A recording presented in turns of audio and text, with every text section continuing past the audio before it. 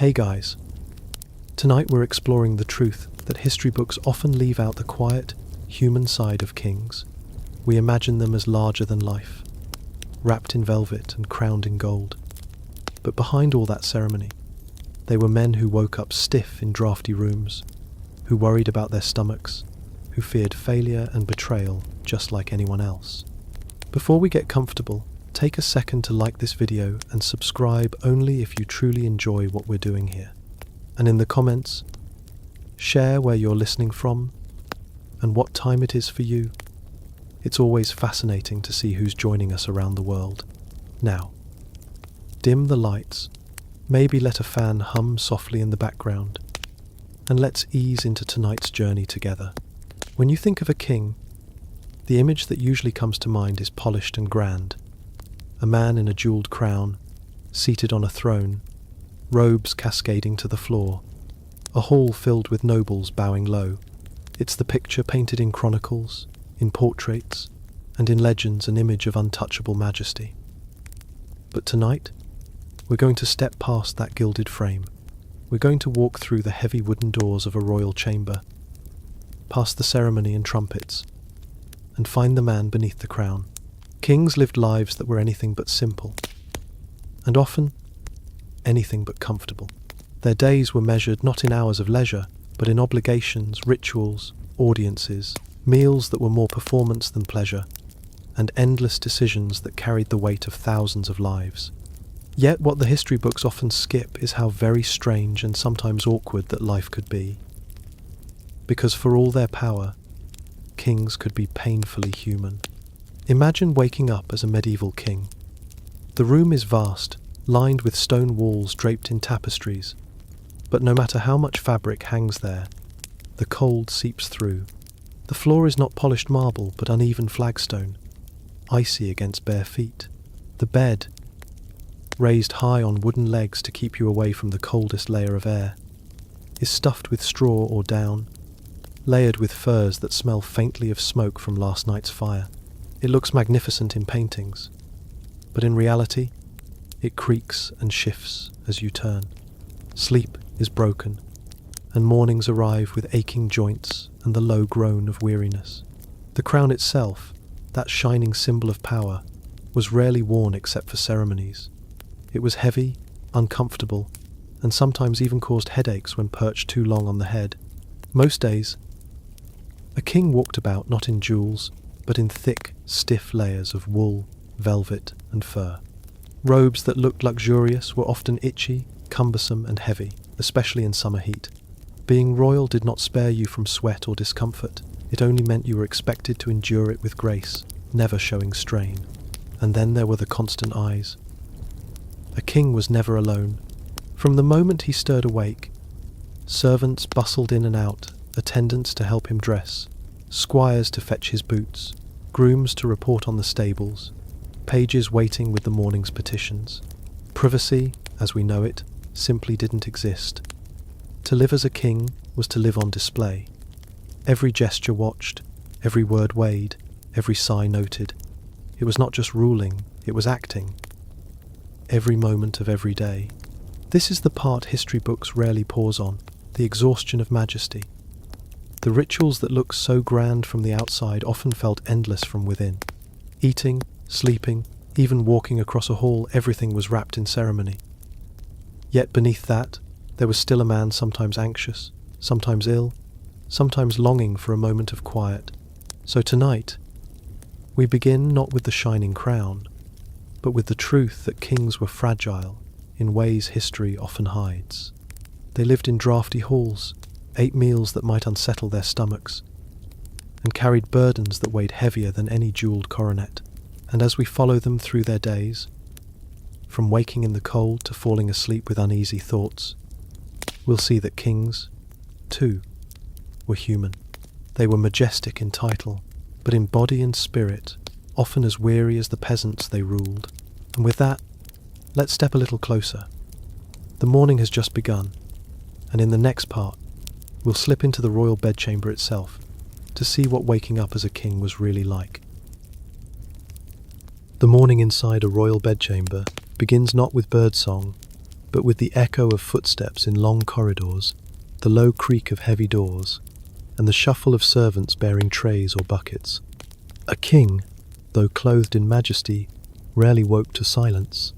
The chamber, often vast and drafty, seemed to amplify every sound: the scrape of boots on stone, the faint clatter of metal basins, the whisper of cloth as curtains were drawn back.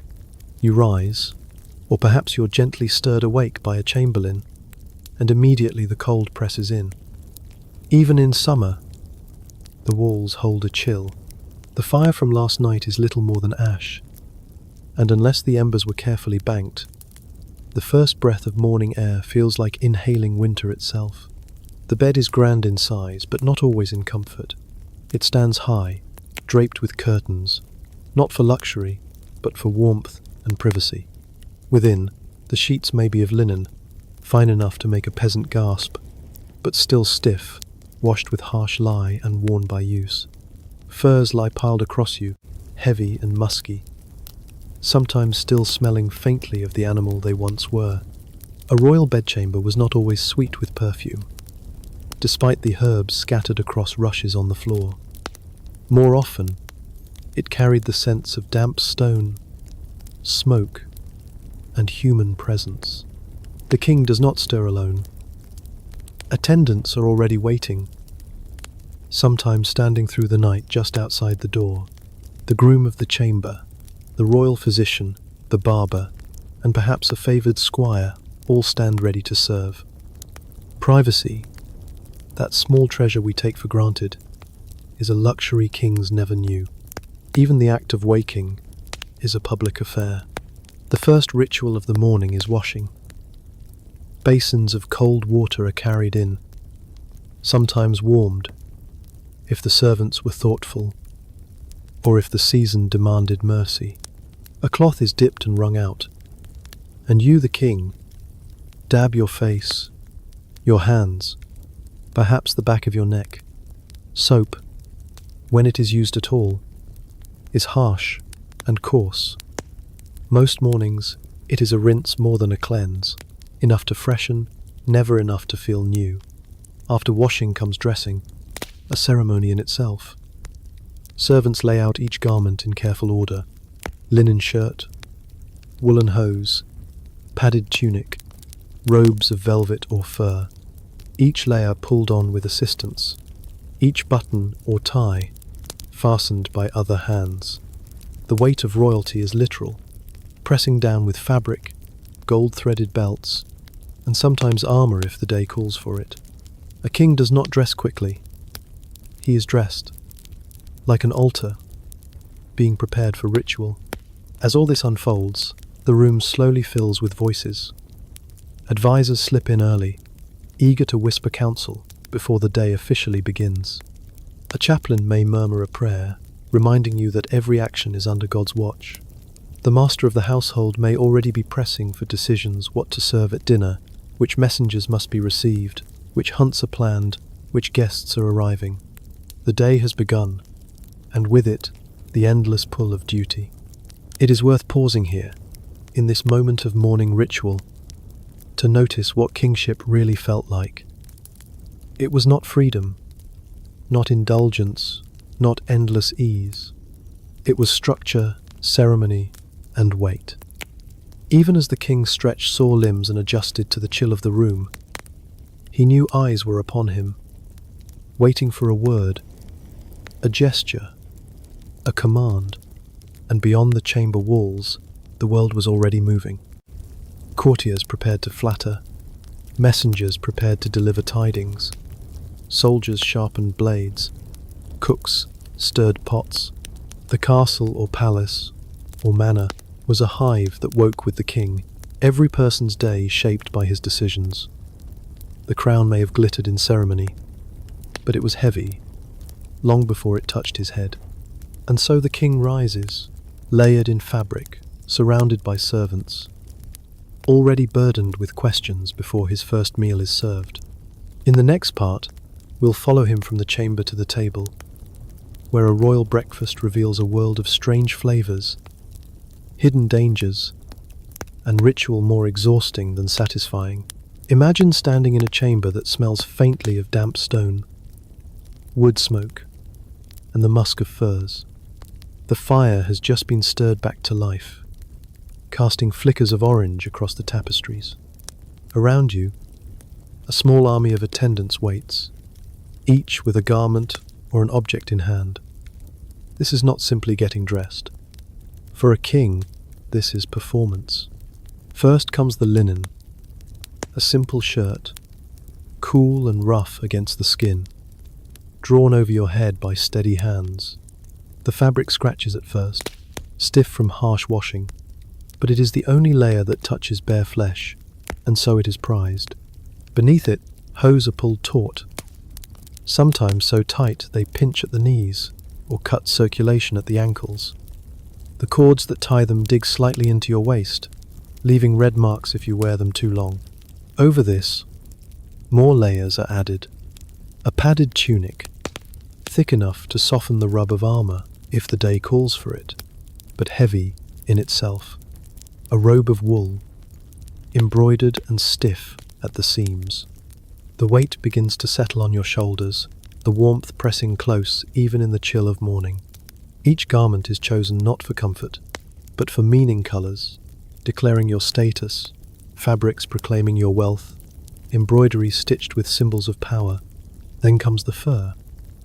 Cloaks of sable, ermine, or fox, draped around you like trophies, heavy, and often carrying the faint musk of the animal it once was. They warm, yes, but they also weigh, each one a reminder that your body is as much a canvas as your throne. To dress as a king is to carry a message. I am power, I am wealth, I am order. The garments may chafe, the layers may trap heat, but no complaint can ever pass your lips. Jewels follow. Rings slipped onto fingers, some too tight, leaving impressions in the skin. A chain of gold or a collar of state laid across your chest, cool at first but warming quickly to a near suffocating heat.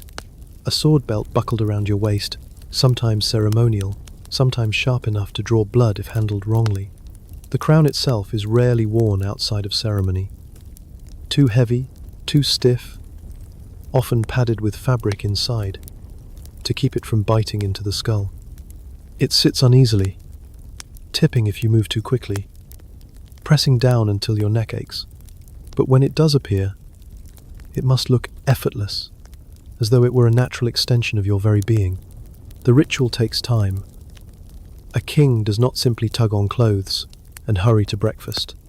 Each piece is presented, offered, adjusted, admired.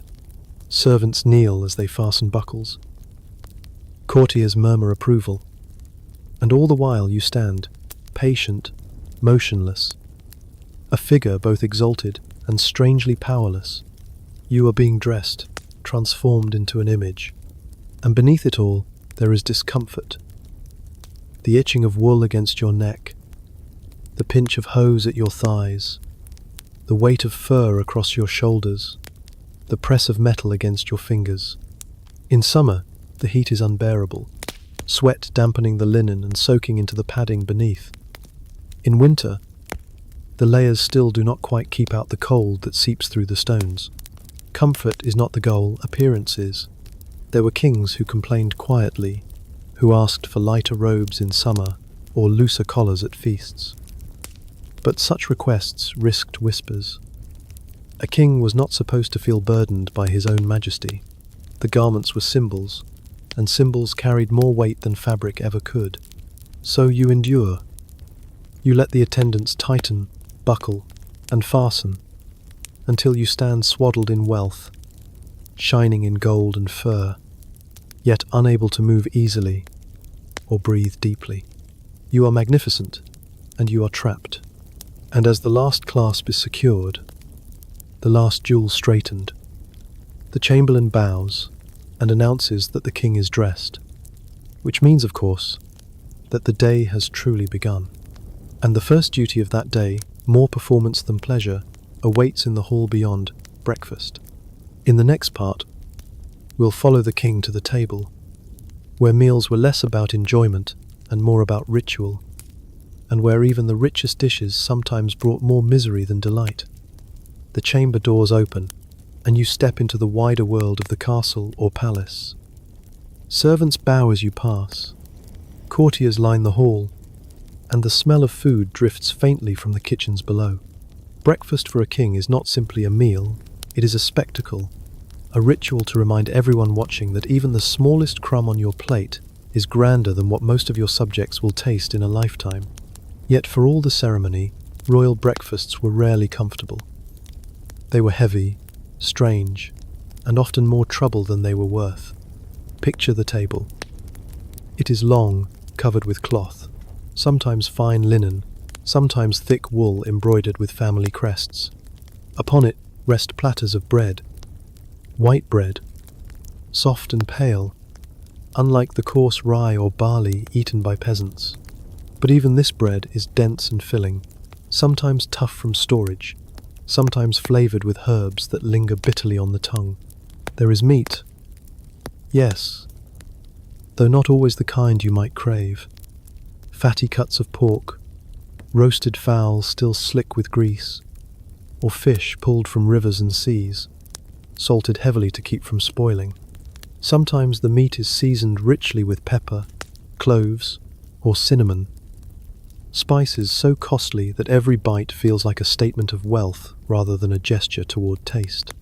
The flavors are strong, overwhelming, even strange to a modern palate. Eggs may appear, though often baked into heavy pastries rather than served simply. Cheese, too, sharp and aged, sometimes crumbling, sometimes soft and pungent. And then there are the oddities. Jellies made of boiled animal bones, sweetened with honey, wine thickened with spices until it tastes more like medicine than refreshment, or stews in which yesterday's meat swims alongside barley and herbs in an oily broth. A king's breakfast was not eaten in quiet. Courtiers stood nearby, watching closely. Food tasters sampled each dish first, ensuring it was free from poison, though in truth they could not always tell. The clatter of cups, the whispers of servants, the rustle of tapestries as drafts swept through the hall, all of it filled the air. Privacy was nowhere to be found, even at the table. And as for drink, water was considered dangerous, alive with unseen sickness. So the king sipped wine or ale, even in the morning.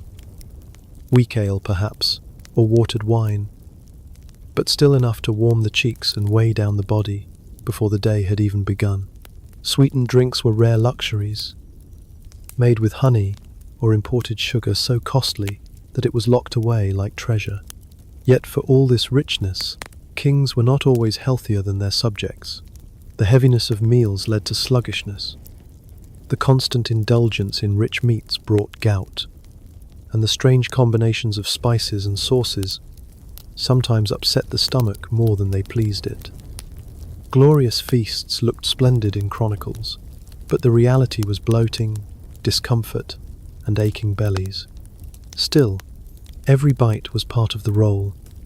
To eat richly was to display power. To sip from a gilded goblet was to remind every watching noble that wealth flowed through your hands alone. The meal was theatre, and you were the actor at its centre. And when at last the platters were cleared, when the tasters had nodded approval, and the courtiers had murmured their compliments, you would rise. Full or not, satisfied or not, breakfast was over, and the duties of the day pressed in. From the hall, you would be guided toward councils, petitions, and rituals of governance. But before we step into that world of endless audiences, we should pause for a moment longer on the most human of subjects, hygiene, because beneath the robes and riches, kings too face the same awkward realities of washing, grooming, and relieving themselves. And sometimes those moments were the most humbling of all. It is a strange thing to imagine, but even a king surrounded by wealth, crowned in gold, wrapped in furs, still had to answer the same call of nature as any shepherd or ploughman. History books polish the image of kings with battles and councils, yet they rarely pause to tell you about garderobes, chamber pots, or the men who were tasked with tending to royal needs. And yet, these details reveal far more about daily life than any coronation ever could. In castles, toilets were not the tiled, private spaces we know today. They were often simple stone alcoves, narrow and drafty, built into the outer walls. A wooden seat with a hole cut through it offered the only comfort, and beneath, waste fell directly into a chute that dropped down to the moat or to a cesspit below. On winter mornings, the air rushing through such places bit as sharply as knives, and the sound of water, or mud far beneath, was not exactly reassuring. And even here, in this most private of acts, a king was rarely alone. Servants hovered discreetly nearby, ready to offer cloth, water, or herbs for washing. In England, one of the most curious positions in the royal household was the groom of the stool, a man of noble birth whose duty was, quite literally, to assist the king in relieving himself. It sounds humiliating, but it was a post of great intimacy and influence. To serve a king in such a personal manner meant hearing his secrets, his sighs, his unguarded thoughts. More than one groom of the stool became a trusted confidant, their proximity to the royal body granting them proximity to royal power. Chamber pots were another constant of royal life. Carried by servants, emptied discreetly, or not so discreetly, they were part of the daily rhythm of the court. Pots were often made of metal or fine ceramics, sometimes decorated, though no amount of ornament could disguise their purpose. And when meals were long and ceremonies stretched for hours, it was not unknown for such vessels to be used discreetly behind curtains or screens. To sit through an endless banquet was a test of endurance in more ways than one. Hygiene, too, was a peculiar mixture of ritual and neglect. Kings were bathed, yes, but not daily. Baths were great undertakings, requiring buckets of water to be hauled and heated, tubs to be set up in chambers, herbs to be scattered for scent. It was a ceremony, not a routine. More often, the king washed only face and hands. A basin of cold water brought each morning and evening. The rest was covered with perfume, with powders, with herbs stuffed into gloves and shoes. Teeth suffered. Sugar, rare but precious, was often overindulged in by the wealthy, and kings were no exception. Decay spread quickly, gums swelled, and breath grew foul despite the clove or mint leaves chewed in vain. Dentistry was brutal, little more than yanking out the offending tooth with pliers or heated metal. Imagine, for a moment, the irony. A king, draped in gold, yet brought low by an aching tooth. Clothes, too, bore their own discomfort. Rarely washed, layered and heavy, they carried the scents of sweat and smoke, sometimes sweetened by lavender or rosemary tucked into seams. Lice were constant companions, even in royal chambers. To scratch at the skin beneath jeweled sleeves was not unusual, it was human. And though chroniclers rarely wrote of it, the truth remains. Kings, despite their wealth, lived among smells. The garderobes stank, the rushes on floors grew foul with food and ash. Chamber pots sloshed in servants' hands, and perfumes could only do so much. Majesty was a mask worn over the humblest of realities. So when you picture a king on his throne, glittering in ceremony, remember too the chamber behind the wall, the groom of the stool waiting with patience, the basin of cold water, the ever-present rush of draught through a narrow stone alcove. For kings too were human, and once refreshed, once robed again in velvet and fur, the day stretched onward. Ahead lay councils, audiences, an endless company, the king never truly alone. In the next part, we'll step into that constant crowd and see how the throne was less a seat of power than a stage. with the king forever on display. The chamber doors swing wide, and with them vanishes any pretense of privacy. From this moment forward, the king's day is not his own. Every hallway, every chamber, every corner of the castle is filled with eyes watching, waiting, weighing every glance and word.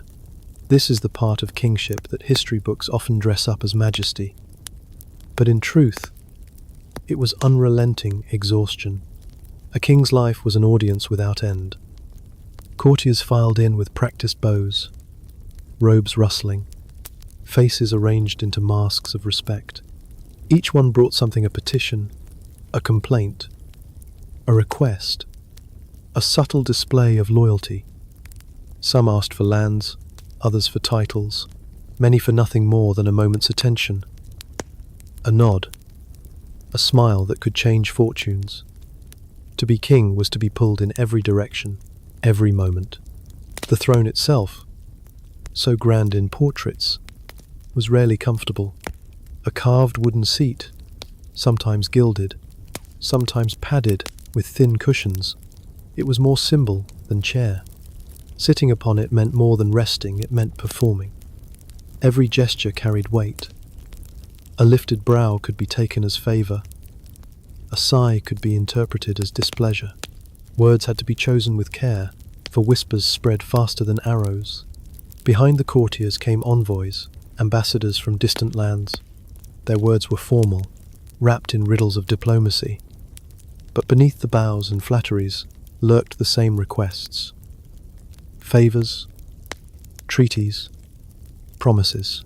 To sit through such speeches was a test of patience, for they often dragged on with ritual phrases, each sentence polished to gleam like gold but weighed down with hidden demands. And then came the people petitioners from towns and villages, ushered into the hall for a rare glimpse of their king. They came bearing grievances, tales of disputes over fields, over cattle, over taxes that pressed too hard. Their voices were rough with labor, their clothes plain, and for a moment the king was confronted with the raw humanity of his realm. Yet even here, ceremony stood between them. They spoke through officials, their words filtered, their pleas polished into acceptable form. The audience was not simply for the king to listen, it was for others to watch. Nobles eyed one another, measuring who stood nearest to the throne, who spoke with confidence, who drew a smile from the sovereign. Every nod and frown became a message, every silence an answer. For a king, this was more dangerous than battle. To favor one man too openly risked jealousy. To dismiss another too quickly risked rebellion. The hall was a battlefield of whispers and glances, and the king its weary general. But beyond politics, there was the weight of presence itself. Imagine never walking through your own home without bowing bodies, pressing close, without whispered words of praise or petition following you like a shadow. Imagine never being free to yawn, to frown, to stumble, without someone watching, ready to carry the tale beyond the walls. Even kings longed for solitude, for the peace of closing a door and being no one for a moment. Yet solitude was rarely granted. Meals were public, prayers were public, even moments of recreation hunts, feasts, dances were staged before an audience. To live as a king was to live always on stage, performing majesty with every breath. The crown was not just worn on the brow, it was carried in the shoulders, in the spine, in the eyes that could never quite relax. So the day passed, hour by hour, a stream of faces, voices, and demands. The throne hall grew hot, the air thick with incense and sweat, yet still the audiences continued. For this was kingship, not the swing of a sword, not the clash of battle, but the endless endurance of presence. And as the sun moved toward midday, the king still sat, nodding, listening, answering, even as his back ached and his stomach longed for rest. Power looked glorious in portraits, but in reality, it was a burden carried minute by minute, word by word. In the next part, we'll step into the shadows behind the throne, not of politics, but of superstition. For even kings, wielding armies and crowns, feared omens, stars, and strange rituals whispered to keep misfortune at bay. For all their power, for all their crowns and armies, kings lived under the same sky as every shepherd and farmer. And just like their subjects, they looked upward with wonder and fear. The medieval world was one where the unseen shaped daily life. And even kings, men robed in velvet, surrounded by scholars and clerics, were not free from superstition. In fact, they often clung to it all the more tightly, for the higher one sat, the farther one had to fall. It is easy to imagine kings as rational rulers, weighed down by politics and law. But many began each day by consulting not just their ministers, but their astrologers. Charts of stars, drawn with ink on parchment, guided decisions as grave as war and as small as when to eat. If Mars was said to be in an unlucky house, battles were delayed. If the moon favoured fertility, marriages were arranged. Entire campaigns were planned with eyes fixed more on the heavens than on the maps spread across the council table. Omens carried weight too. A bird flying the wrong direction over the castle walls, a candle sputtering in chapel, a dream of wolves or serpents.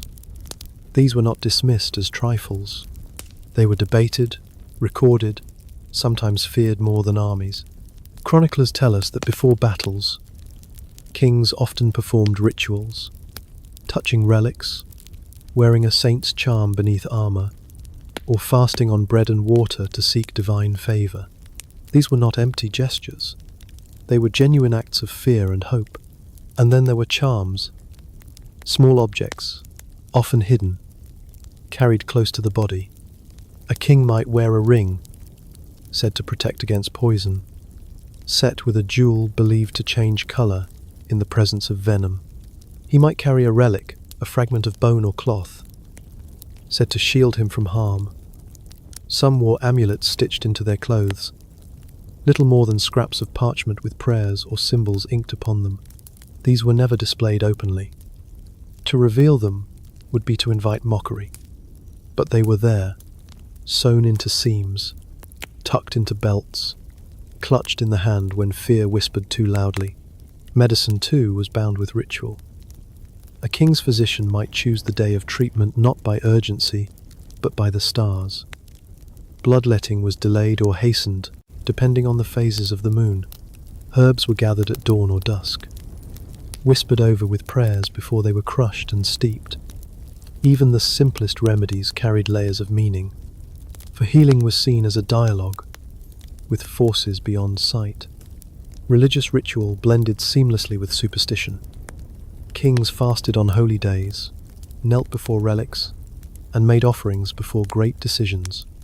Pilgrimages were undertaken not only for piety but for protection, as though the act of walking to a holy shrine might shield a crown more surely than a wall of soldiers.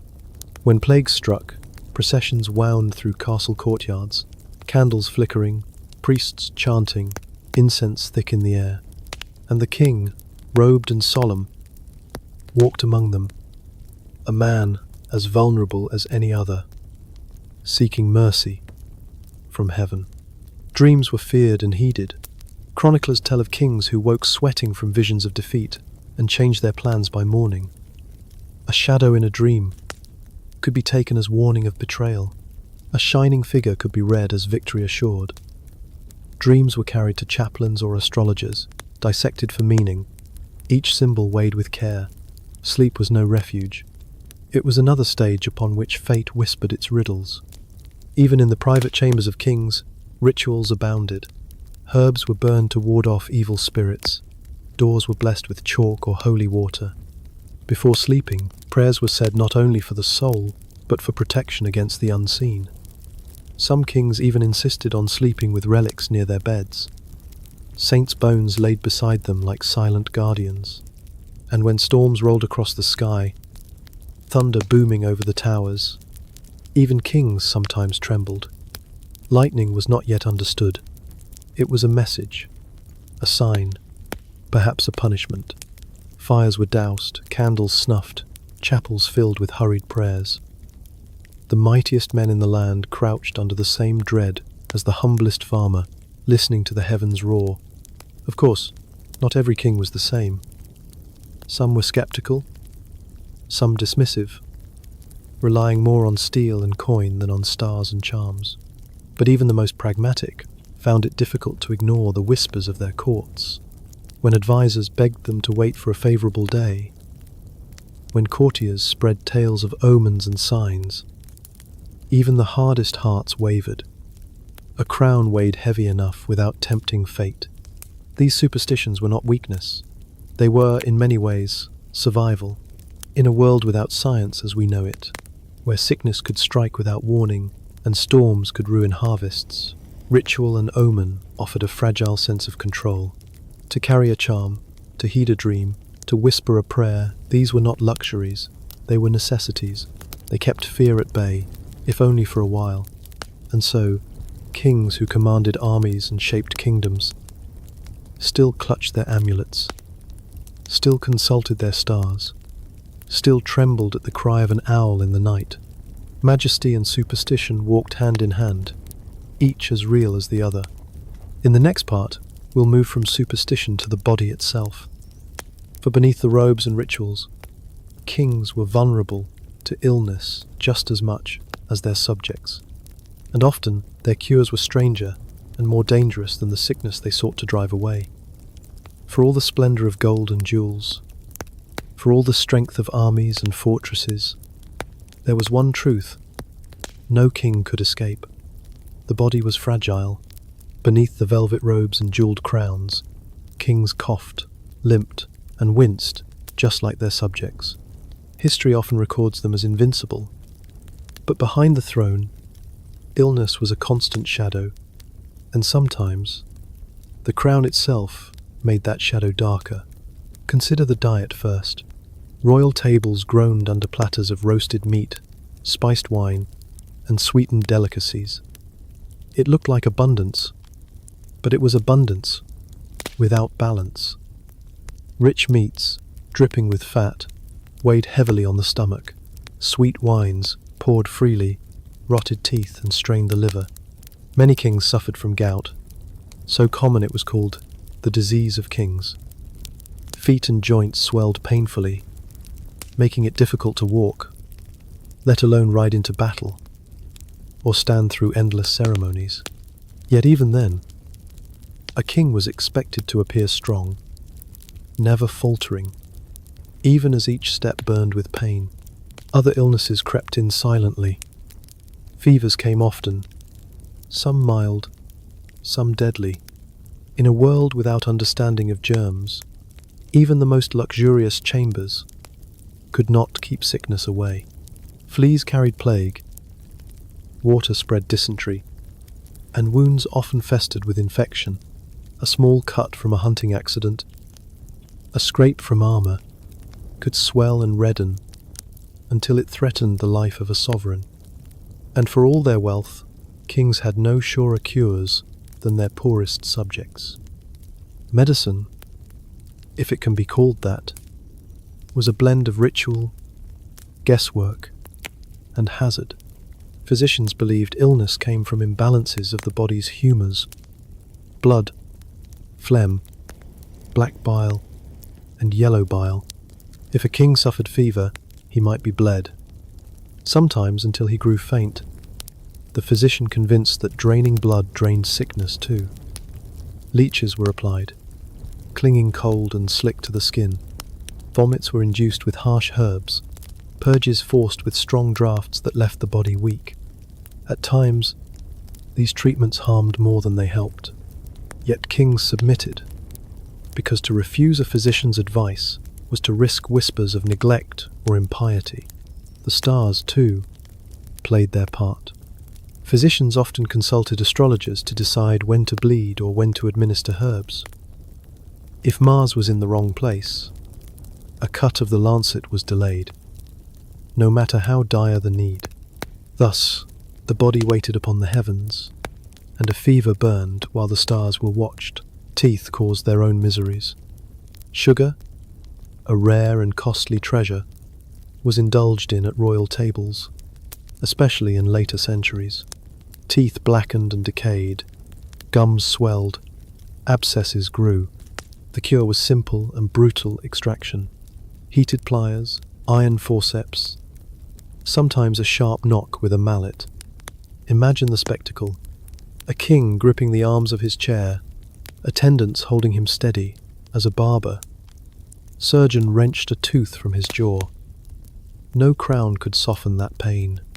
And then there were the lingering afflictions, ulcers that would not heal, skin diseases hidden beneath long sleeves, trembling hands in old age, coughs that rattled through council meetings. Chroniclers often softened these truths, but in the private chambers they were unavoidable. Servants whispered, physicians fretted, and kings endured. Yet illness was more than pain. It was peril. A weak king invited rebellion. If word spread that the sovereign could not stand, could not ride, could not speak clearly, enemies within and without grew bold. Courtiers watched closely, measuring every falter, every missed step. To be ill was to be vulnerable, not only to sickness but to politics. And so kings often hid their ailments, cloaking themselves in ceremony, forcing their bodies to endure. Some found comfort in remedies that were more ritual than cure. Warm stones laid upon the stomach, amulets worn against the heart, prayers whispered over cups of wine. A king might sip a potion of ground pearls, believing it granted strength. Another might press relics of saints to his body, hoping for divine healing. Whether or not these worked, they offered something medicine often could not: hope. And in the quiet of their chambers, kings felt fear. Fear not only of pain, but of legacy. A king who died too soon risked leaving his realm in chaos. A king who wasted away risked whispers of weakness. Illness was never just personal, it was political. A shadow cast across the entire kingdom, so the crown did not shield them. It pressed more heavily, reminding them that even as their bodies faltered, they must rise, they must speak, they must appear strong. And when illness forced them to bed, the world outside still turned. Courtiers plotting, rivals watching, the realm holding its breath. In the next part, we'll step away from the body and into the heart, into the chambers where kings married not for love, but for duty, where wedding nights were witnessed, and where the crown bound two people together, not with affection, but with politics. If illness weighed heavy on a king's body, marriage often weighed heavier on his heart. For while stories and songs sometimes sing of romance between royals, the truth is that most kings married not for affection, but for alliance. A wedding was rarely the joining of two souls. It was the joining of two kingdoms, two dynasties, two lines of power, and in that union, love was the least important guest. Picture the ceremony. The hall is filled with nobles, clergy, and foreign envoys. Candles blaze, incense rises, and choirs sing hymns. The bride, young and carefully chosen, walks toward the altar, her gown heavy with embroidery, her face perhaps veiled, her expression unreadable. The king stands waiting, not as a man eager to meet his wife, but as a sovereign sealing a treaty with his very body. His vows are not his alone, they are the vows of nations. When the words are spoken, when the rings are exchanged, the marriage becomes a bond greater than either individual. But beneath the weight of ceremony lies awkwardness. Many royal brides were strangers to their husbands until the day of the wedding. Some spoke different languages. Some were still children, barely into their teens, while their husbands were grown men hardened by war or softened by indulgence. The gap was often wide, and love had little room to grow in its shadow. The wedding night, far from being private, was often a spectacle in itself. In many courts, witnesses were required to ensure the marriage was consummated, for without consummation, the union could be declared void. Curtains were drawn, but attendants listened. sometimes even peered in, while the most intimate of acts became a matter of politics. Imagine the pressure, the unease, the strangeness of such a night. What should have been tender became proof, evidence for the sake of kingdoms. And yet, from such nights came heirs the most precious duty of all. A king's worth was measured not only in his conquests or his counsels, but in the children who would carry his line forward. Each birth was a victory, each stillbirth a tragedy that rippled through the entire realm. Wives were valued not as companions, but as vessels of continuity. And kings, though powerful, often lived in quiet fear of dynasties ending too soon. But outside the official marriage bed, kings often sought what their unions lacked. Chronicles and letters whisper of mistresses, of loves found in quieter chambers, of warmth and laughter shared where politics did not intrude. Some kings were discreet, others bold, keeping entire households of mistresses, showering them with gifts and raising their children alongside legitimate heirs. To the court, such liaisons were scandal and strategy both. For every mistress was a potential rival power, every illegitimate child a spark of ambition. And what of the queens? Many endured with grace, their own hearts set aside for duty. Some grew bitter, some sought companionship elsewhere, though more cautiously. A few became powerful in their own right, using their marriages as a stepping stone to influence, ruling alongside or even in place of their husbands. But even they could not escape the loneliness of being married to a man who was more symbol than partner. Not all royal marriages were cold. Some, by fortune, grew into partnerships of genuine affection. Kings and queens sometimes learned to laugh together, to trust one another, to find solace in the shared burden of rule. But these were exceptions, fragile blossoms growing through cracks in stone.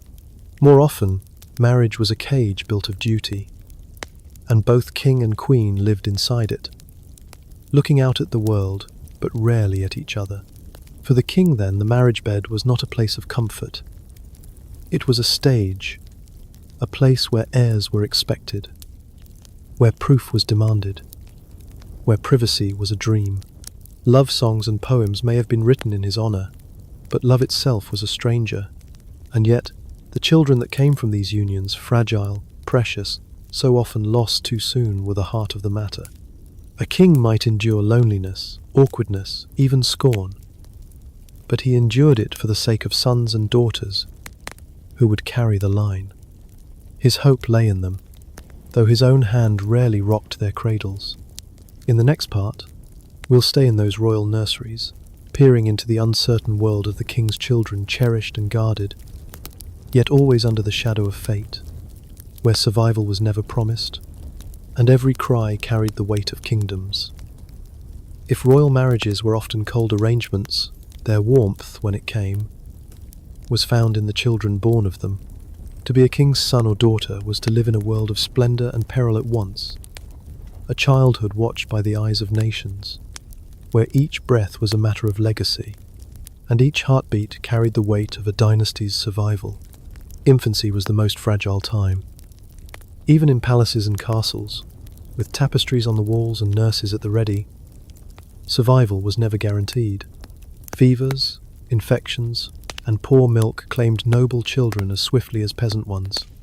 It was said that to cradle a royal infant was to cradle both hope and fear, for no one knew whether the child would grow to rule or fade into silence before their first words were spoken. Kings, no matter how stern in counsel, knew this fear intimately. A dynasty could rise or crumble in the nursery. Royal children were not raised in the same intimacy as most families. Wet nurses often nursed them, chosen for health, loyalty, and sometimes political favor. Queens, especially in medieval Europe, were rarely expected to nurse their own offspring. Instead, the infants were passed into the hands of attendants, surrounded by women tasked with feeding, rocking, and watching them through the night. Cradles were lined with fine cloth, perfumed with herbs, guarded by servants who sometimes feared more for the child's safety than the parents themselves. Yet for all the care, illness lingered. Smallpox scarred faces, measles stole lives, coughs rattled through nurseries, and no relic, no charm, no prayer could always keep death away. For a king, each funeral of a child was not only grief, but a wound to the very foundation of his reign. The loss of an heir was more than personal. It was political chaos, a question mark over the kingdom's future. And those who survived grew up not in freedom, but in expectation. A prince was groomed from birth to be the future sovereign. Tutors were summoned early, teaching Latin, law, scripture, and swordplay. Even as a child, a prince might sit beside his father at council, his small body dwarfed by robes and chairs, listening as if by osmosis he might absorb the burden of rule. Play was permitted, but always shadowed by duty. Toys were carved from wood, but lessons were carved into the mind. For princesses, the path was different, but no less heavy.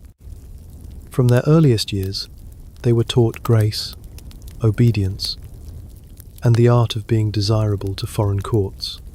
Their laughter, their talents, even their innocence, were rehearsals for the day they would be married off to cement alliances. Dolls gave way to dowries, and many a young princess left her home before she was grown, carrying with her not childhood memories, but the weight of treaties. A king's relationship with his children was often distant. Surrounded by servants and tutors, the little ones saw their father in ceremony more often than in play. They were presented to him formally, sometimes dressed in miniature finery, bowing or curtsying before him, as though he were both father and God. Letters between kings and their children are rare, and when they exist, they are often stiff, formal, more about politics than affection.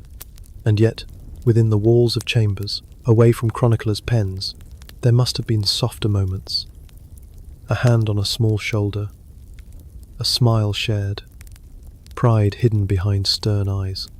Some kings were doting, known for slipping away to visit their nurseries, cradling infants in their arms, or listening with delight to the chatter of their daughters.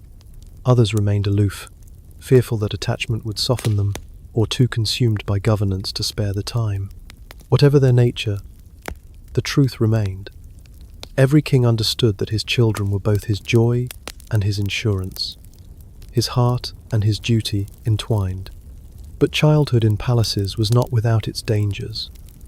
Rivalries began early, whispered into the ears of princes by ambitious courtiers. Brothers grew up as companions and competitors both, their bond frayed by the knowledge that only one would inherit the crown. Sisters were pawns in a different kind of game, sometimes betrothed while still in their cradles, their futures mapped out before they could speak their first words. And through it all, the king watched sometimes with pride, sometimes with worry, always with the awareness that these small lives were more than his family.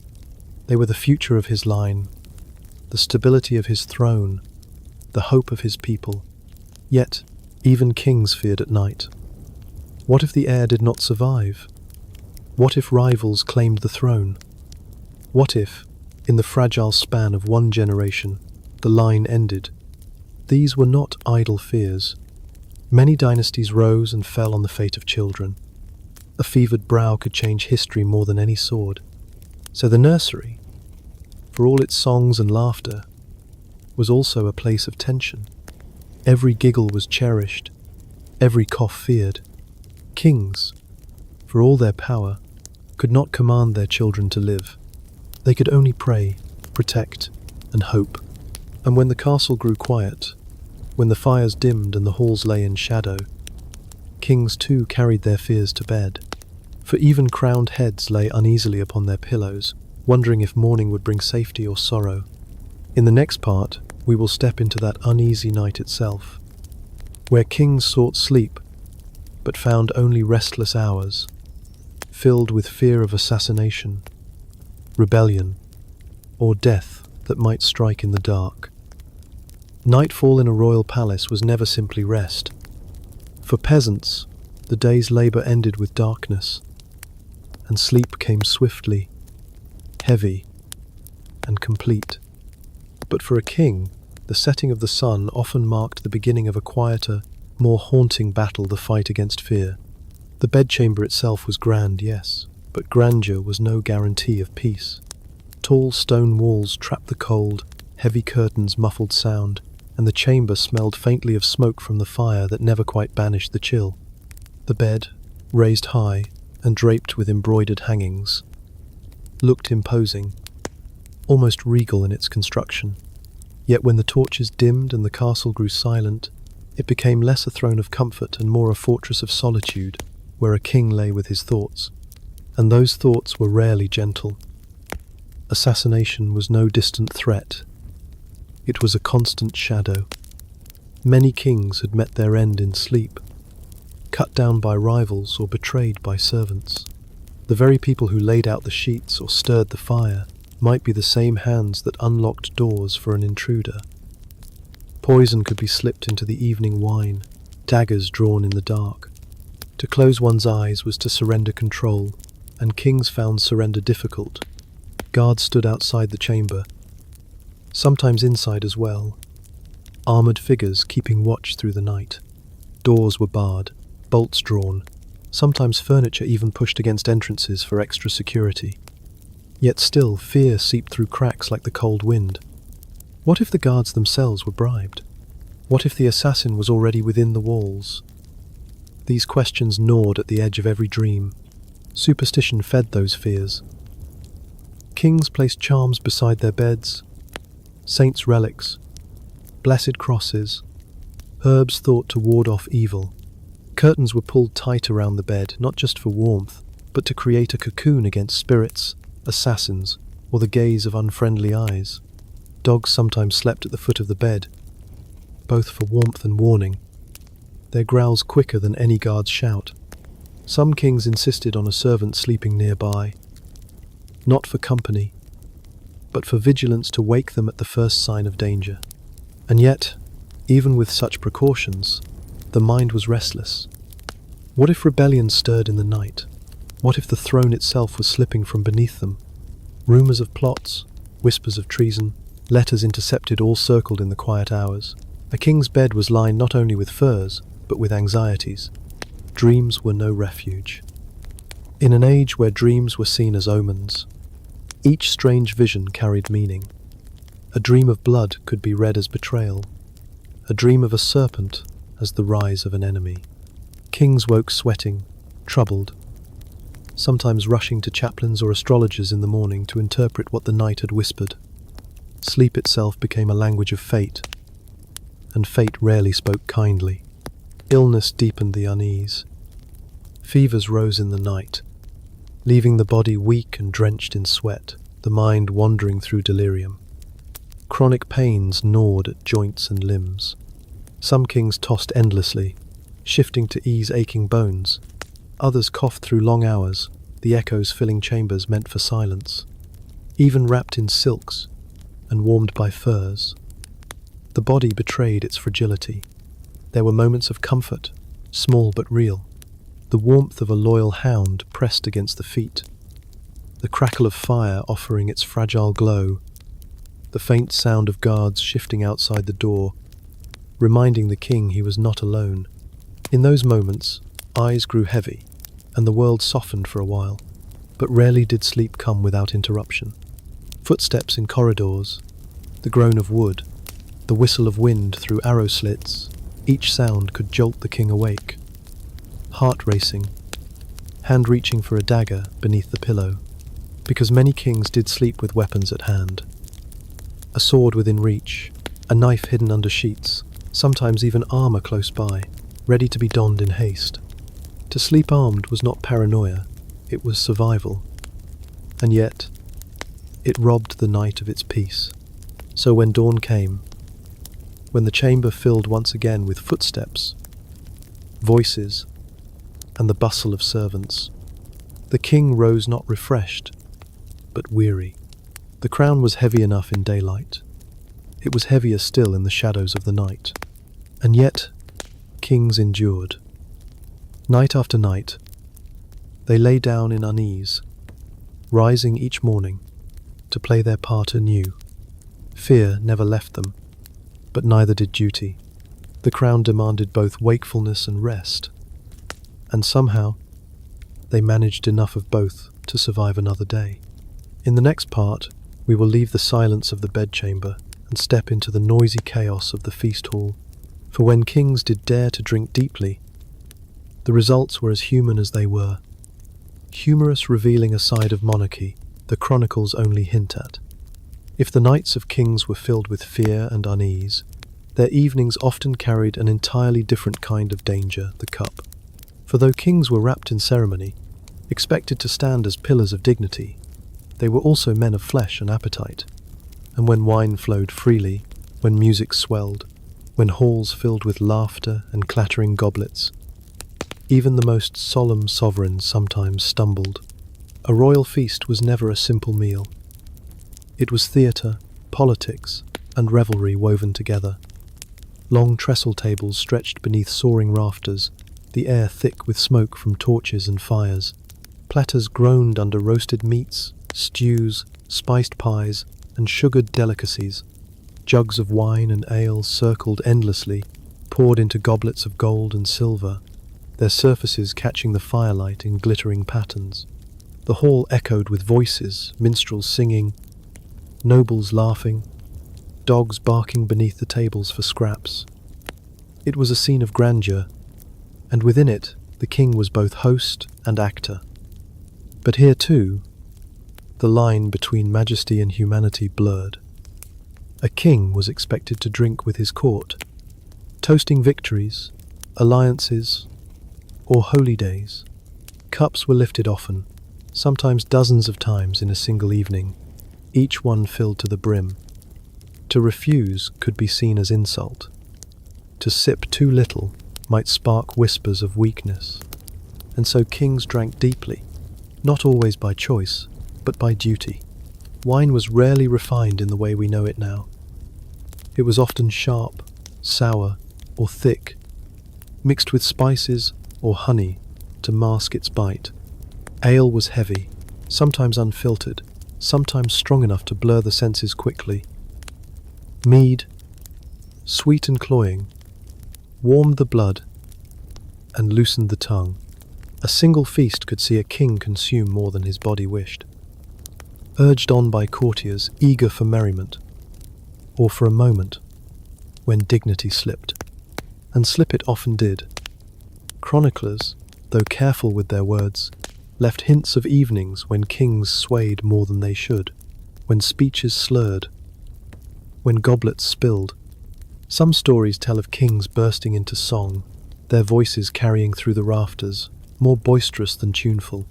Others hint at quarrels, heated by drink, where harsh words flew between nobles and monarch alike, only to be smoothed over the next morning with apologies and headaches.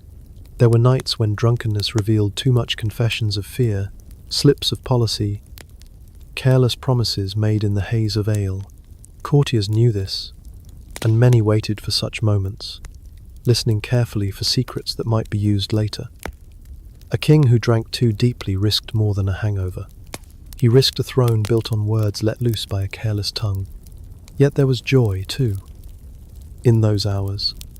For kings, burdened by constant audiences and endless ritual, a feast could be a rare release.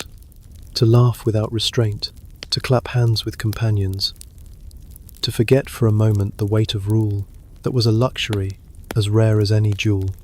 Even stumbling, even red-faced and unsteady, a king was human, and in that humanity there was comfort. But drunkenness brought danger as well. Some kings drank to dull pain, to chase away fear, to forget the sting of gout or the ache of old wounds. For them, the cup was not a joy but a crutch, one that sometimes toppled them into ruin. A monarch dulled too often by drink risked losing the respect of his court, the faith of his people, the strength of his reign. Still, drinking was woven into the fabric of royal life.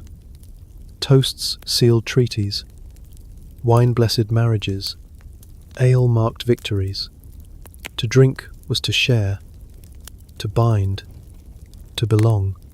Even if the morning after left throbbing temples and sour stomachs, the night before had stitched the court together with laughter and song.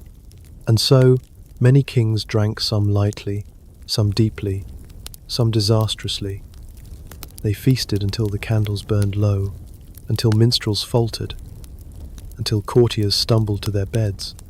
And when the king himself finally rose, perhaps steady, perhaps swaying, the feast was declared a success, for it had shown the court not only majesty, but humanity. In the quiet that followed, as the fires smouldered and the hall emptied, the king's cup sat empty on the table, a reminder that even crowns could not shield men from excess. In the next part, we will follow kings not to the table, but to the battlefield, where the image of glory and valor often hid the mud, hunger, and fear that weighed as heavily as any armor. When we imagine kings at war, we often picture them as shining figures, helmets crowned with plumes, armor polished to a mirror's gleam, swords flashing in sunlight as they ride at the head of their armies. Paintings and chronicles preserve that image. Kings as warriors, invincible and noble, leading with glory. But the reality of war, even for kings, was far less radiant. It was mud, hunger, cold, and fear, and no crown could shield a man from those truths. To march with an army was to leave behind the comforts of castle life and embrace the harshness of the open field. Kings, though often provided with tents finer than most men's homes, still slept upon rough ground, the earth uneven beneath them. The air was damp with dew, the canvas walls flapped with wind, and the sounds of soldiers coughing, groaning, sharpening weapons filled the night. Even when their beds were lined with furs, sleep was light, for danger never rested. Food on campaign was another misery. The feasts of the palace were replaced by salted meat, stale bread, and thin pottage stirred in smoking cauldrons. Water was often unsafe, so ale or watered wine was drunk instead, leaving bellies heavy and heads clouded. Supplies dwindled quickly, and even kings sometimes went to bed hungry, their meals little better than those of the common soldier. And then there was the weight of armor. A suit of plate or chain, gleaming in ceremony, was a prison of metal in the heat of battle. It pinched, it chafed, it trapped sweat until the body stank and steamed. To mount a horse required help. To fight for long hours demanded strength that few could sustain. Kings did not always wield their swords with ease. Many grew weary, their arms trembling, their vision clouded by sweat beneath their helmets. The battlefield itself was chaos, and kings were not immune to its terror. Mud clung to boots, arrows hissed through the air, and the cries of the wounded echoed over the clash of steel. Horses screamed as they fell, carts splintered, and men drowned in rivers of mud as often as they died by blade. For a king, the danger was doubled. Every enemy archer sought his crest. Every rival knight aimed for his standard. To slay or capture a king was to turn the tide of war. Capture was sometimes more feared than death. A dead king left a kingdom in turmoil, but a captured one became a prize, a bargaining chip for ransom, a pawn in foreign hands. Many kings knew this, and their guards fought not only to protect their lives, but to prevent them from being dragged away alive. To be paraded in chains was humiliation beyond measure, a nightmare no sovereign wished to endure. Illness haunted campaigns as surely as enemies. Dysentery, fevers, infected wounds, all struck harder than swords. Camps became breeding grounds for plague, and no amount of banners or trumpets could disguise the stench of sickness drifting between tents. Even kings succumbed, lying weak while their armies faltered, their crowns powerless against the smallest of foes. Yet despite the misery, war was also necessity. Kings gained loyalty by leading from the front, showing their presence on the field. To stay behind risked whispers of cowardice. To ride among their men, even briefly, lifted spirits, inspired courage, and reminded soldiers that they fought not for lords unseen, but for the sovereign himself. Many kings embraced this, braving mud and fear to be seen, to shout encouragement, to raise their banners high.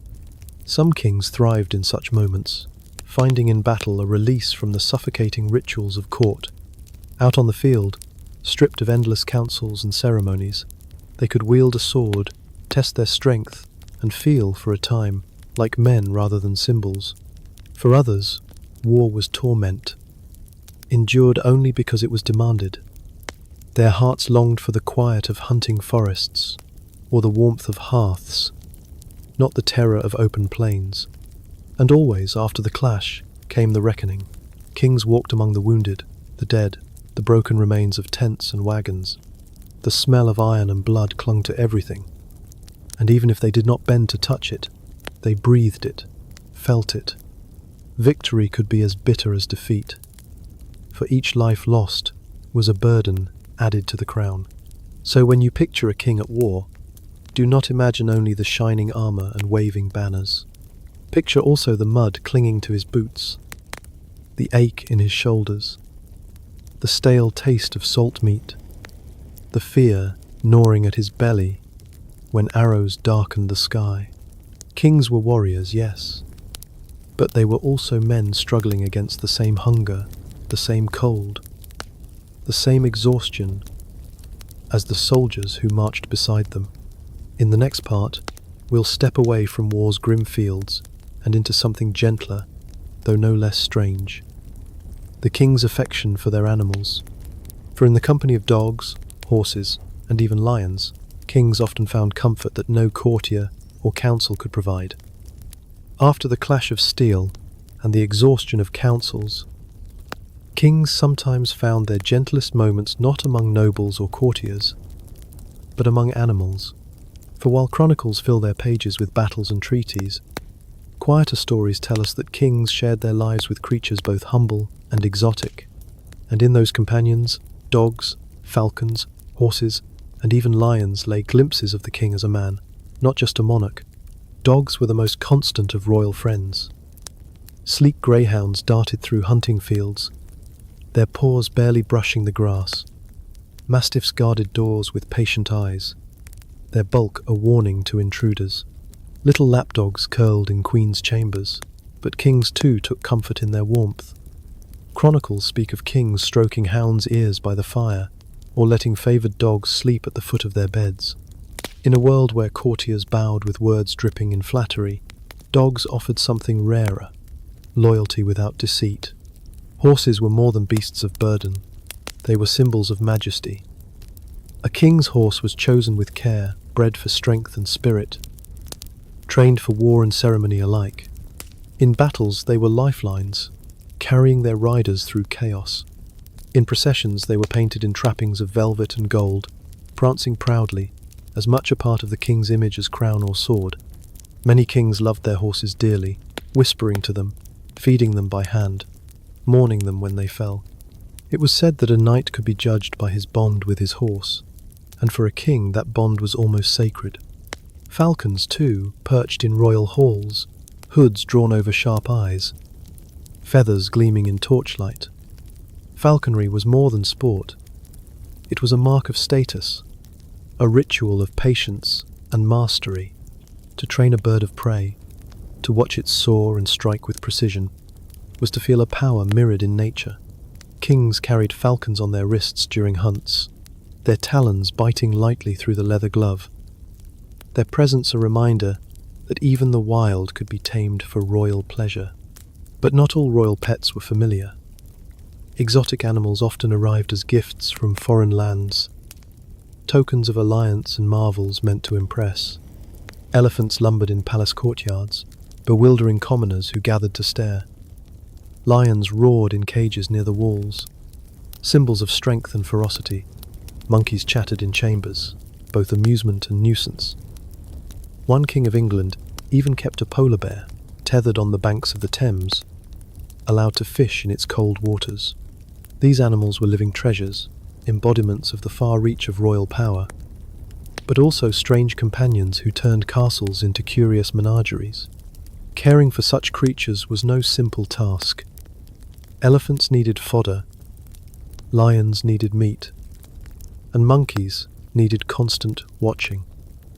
Servants dedicated their lives to tending them, often bewildered by beasts they had never seen before. Yet, despite the challenges, kings delighted in their presence. To walk a guest past a caged lion, or to present a trained monkey, was to display majesty in a form beyond jewels and armies. And yet, beneath the spectacle, there were softer truths. Many kings found comfort in animals that asked nothing of them but food, touch, or attention. A hound's wagging tail held no politics. A horse's steady breath carried no hidden meaning. Even a falcon, fierce and untamed, obeyed with a clarity absent in human courts. In a life filled with masks and ceremony, these creatures offered moments of simple honesty. Sometimes, animals even played roles in royal symbolism. Lions and eagles adorned banners, chosen for their strength. Stags and boars marked dynasties, recalling the hunts that were both pastime and proof of vigor. Animals were not just companions, they were woven into the very fabric of monarchy, reminders that nature itself was claimed as part of royal power. But away from symbols and cages, the bond was often deeply human. Kings fed their dogs scraps from the table, stroked their horses after long rides, laughed at the antics of mischievous monkeys. In those quiet moments, the weight of crowns lifted, if only for a breath. So when you think of kings, do not imagine only thrones and councils. Imagine also a man sitting by the fire, a great hound resting its head upon his knee.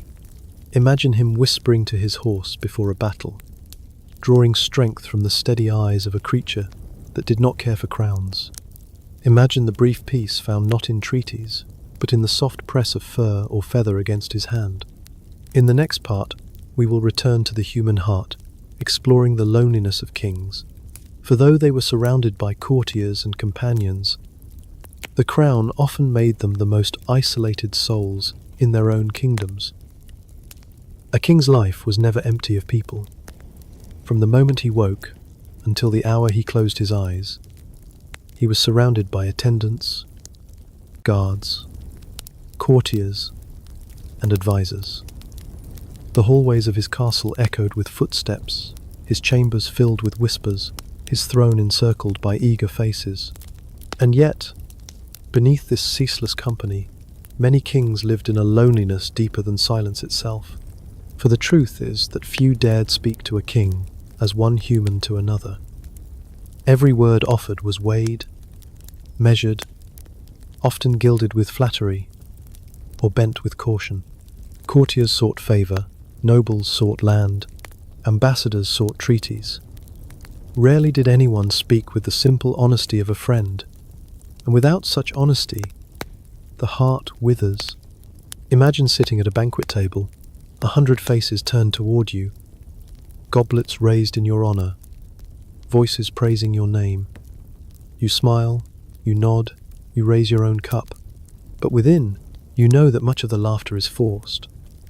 Many of the smiles are masks, and most of the loyalty is bound not to you, but to the crown perched on your head. To wonder, in the midst of such a feast, if even one soul in the room loves you for yourself, and not for what you can give them.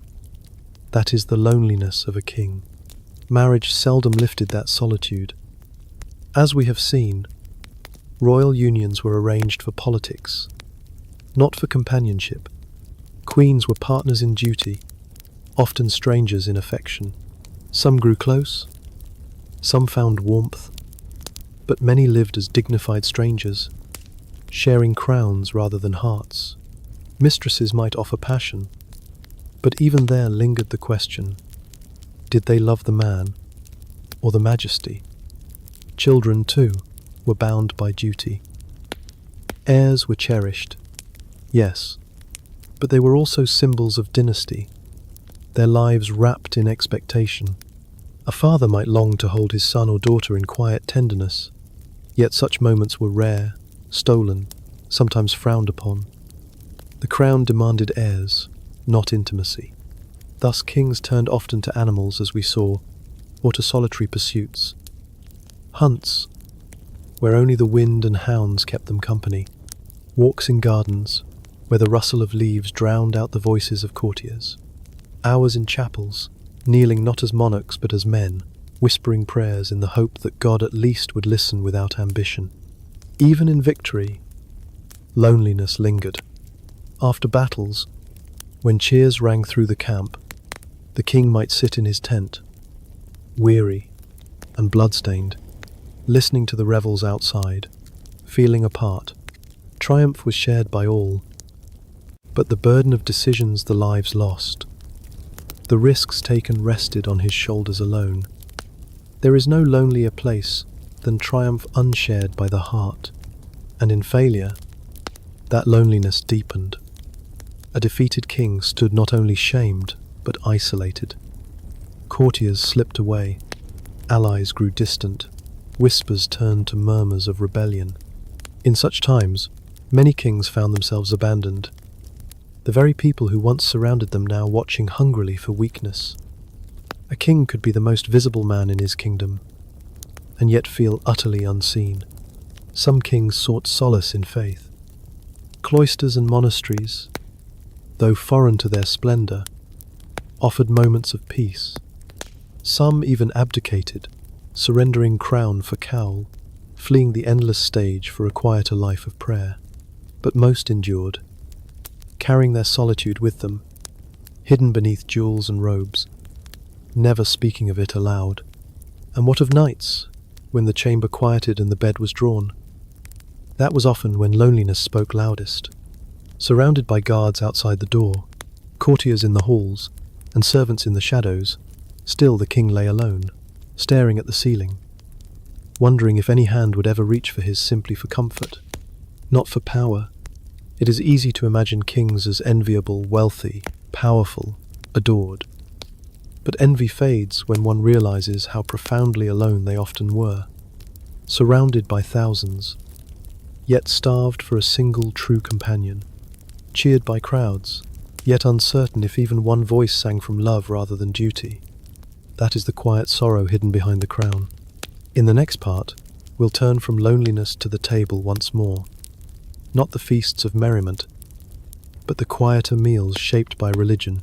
For kings, like their subjects, were bound by fasts and holy days, and even their diets were ruled as much by faith as by appetite. If kings feasted with splendor on certain days, they also fasted with rigor on others. For while the crown might place a man above his peers in wealth and privilege, it did not free him from the rhythms of the church. And in medieval Christendom, the calendar was crowded with holy days, fasts, and seasons of abstinence.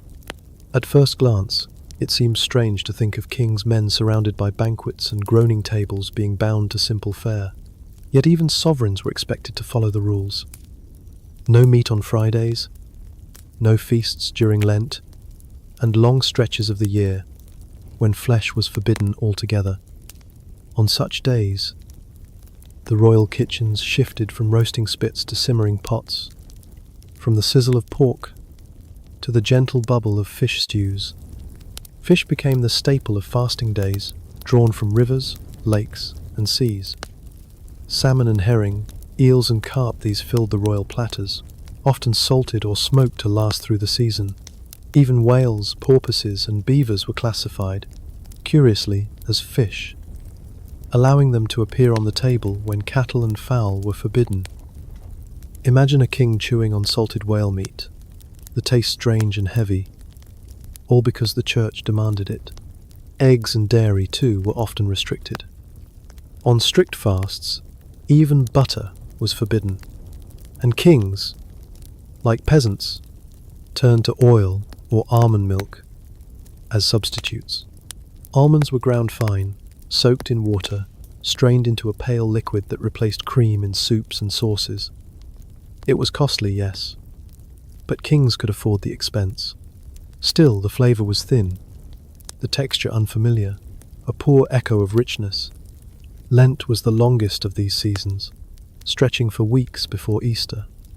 For kings accustomed to endless variety, the monotony of fish and grains weighed heavily. Chroniclers note complaints of weariness, of longing for the bite of roasted meat, of tedium at tables lined with the same platters day after day. Yet fasting was more than diet, it was display.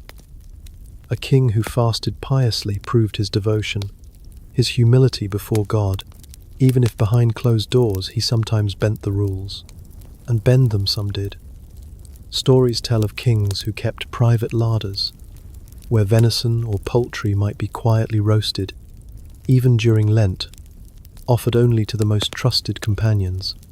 Others sipped rich broths, claiming that liquid nourishment did not count as breaking the fast. Some found loopholes, declaring that certain creatures like the beaver with its tail like a fish were fair game. In this, as in all things, kings lived in tension between rule and reality. Fasting did not mean going hungry, of course. Royal tables still overflowed, but with dishes crafted within the rules. Elaborate pies of fish, spiced with cinnamon and cloves, stews thickened with grains, fruits preserved in honey. The effort was less about survival and more about endurance of sameness. To the body, it was dull. To the spirit, it was discipline. To the court, it was theatre of piety. Beyond fasting, there were diets shaped by health. Physicians, guided by humours and astrology, sometimes demanded that kings abstain from certain foods.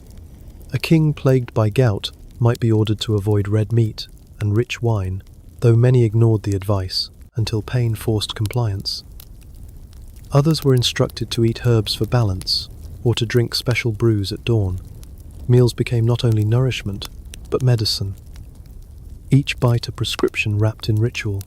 Kings also fasted as penance. After defeats in battle or scandals in court, they might vow to live on bread and water for days, a gesture of humility meant to win back divine favour.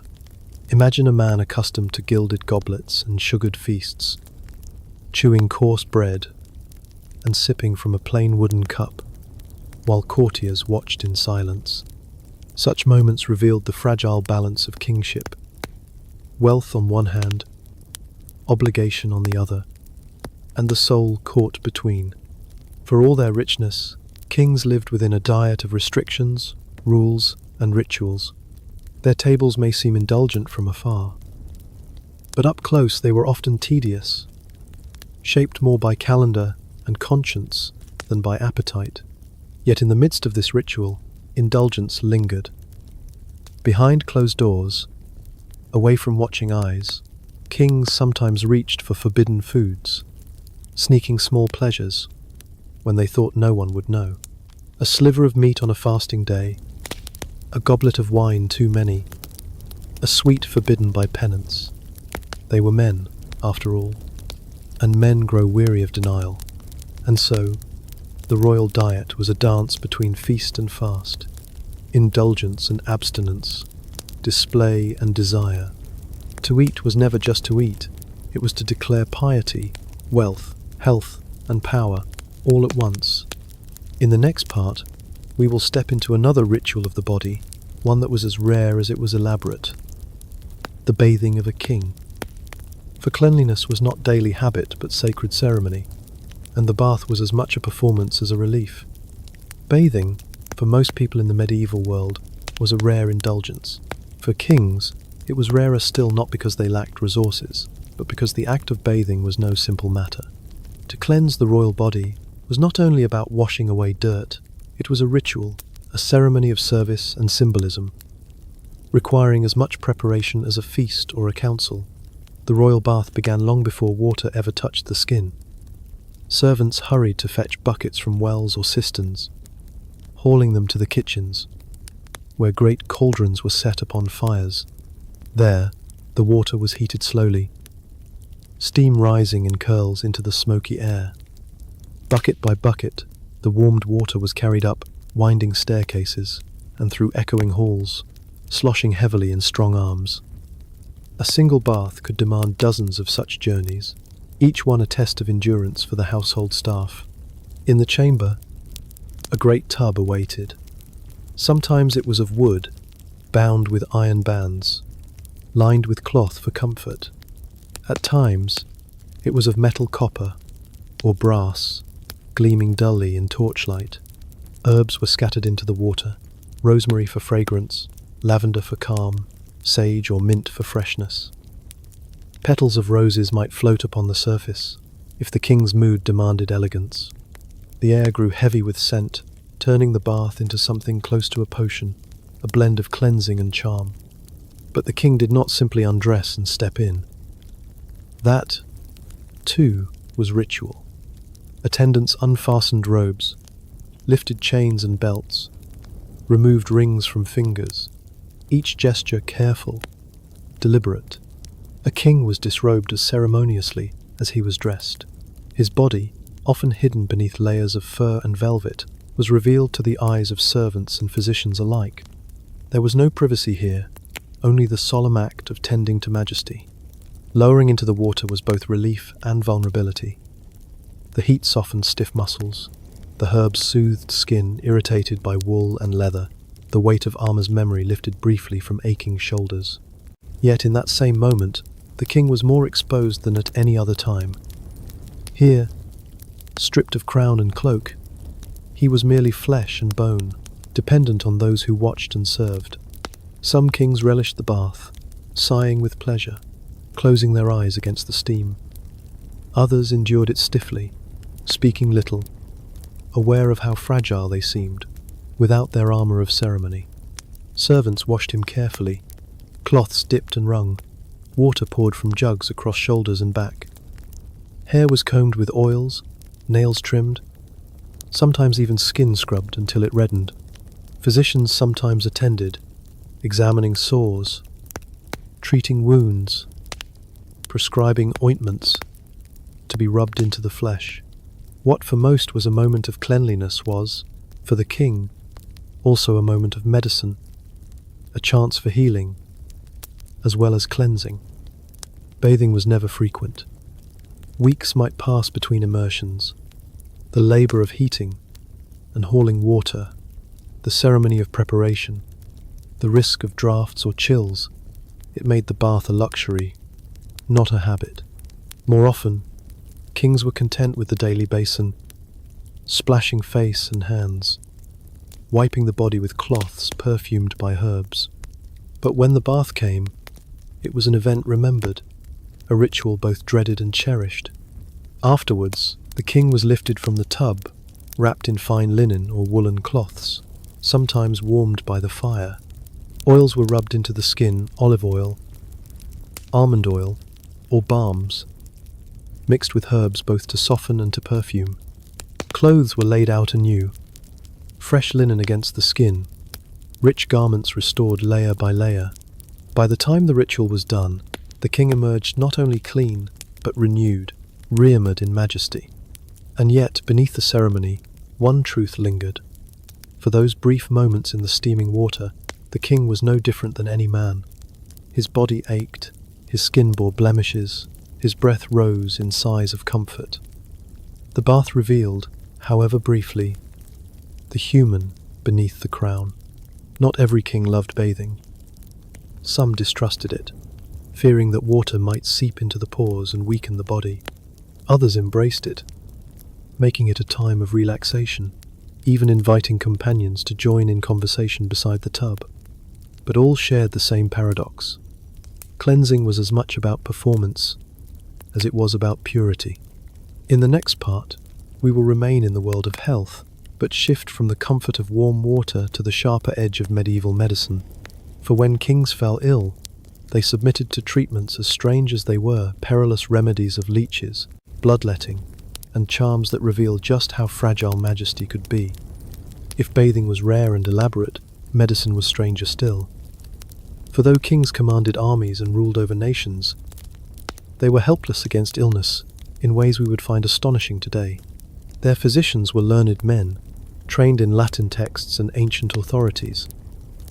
But their cures were often little more than guesses, rituals of hope, sometimes more dangerous than the sickness itself. The foundation of medicine was the theory of humours. The body, it was believed, was governed by 4 fluids: blood, phlegm, black bile, and yellow bile. Health meant balance. Sickness meant one humour had grown too strong, and so the treatments aimed not at germs, which were unknown, but at restoring harmony. To bleed a man was to drain excess blood. To purge his stomach was to rid him of bad bile.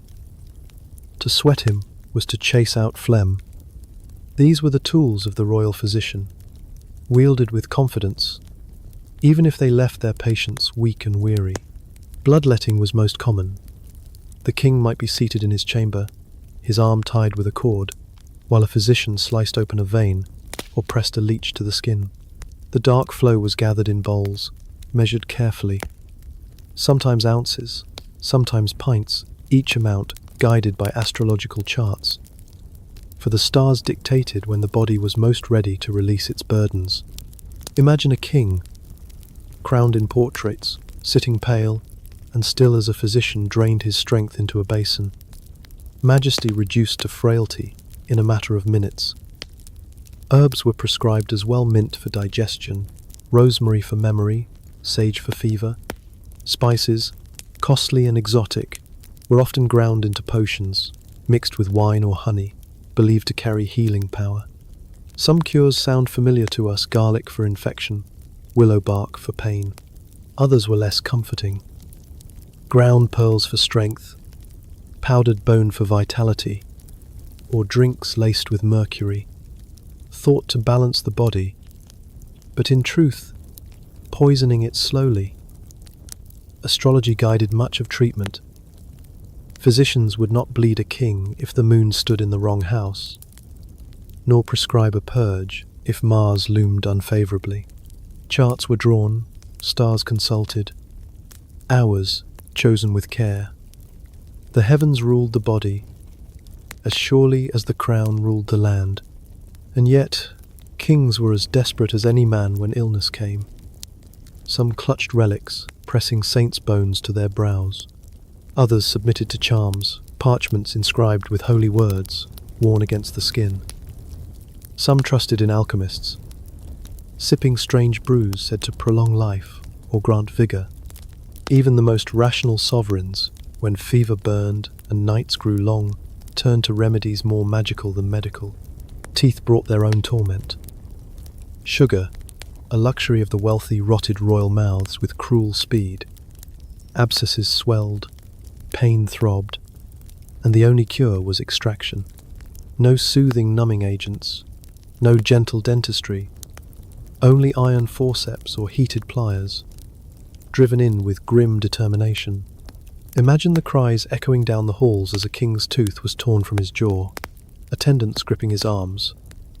The ruler of nations reduced to suffering no different than the lowest peasant. There were treatments of comfort too, though modest in effect.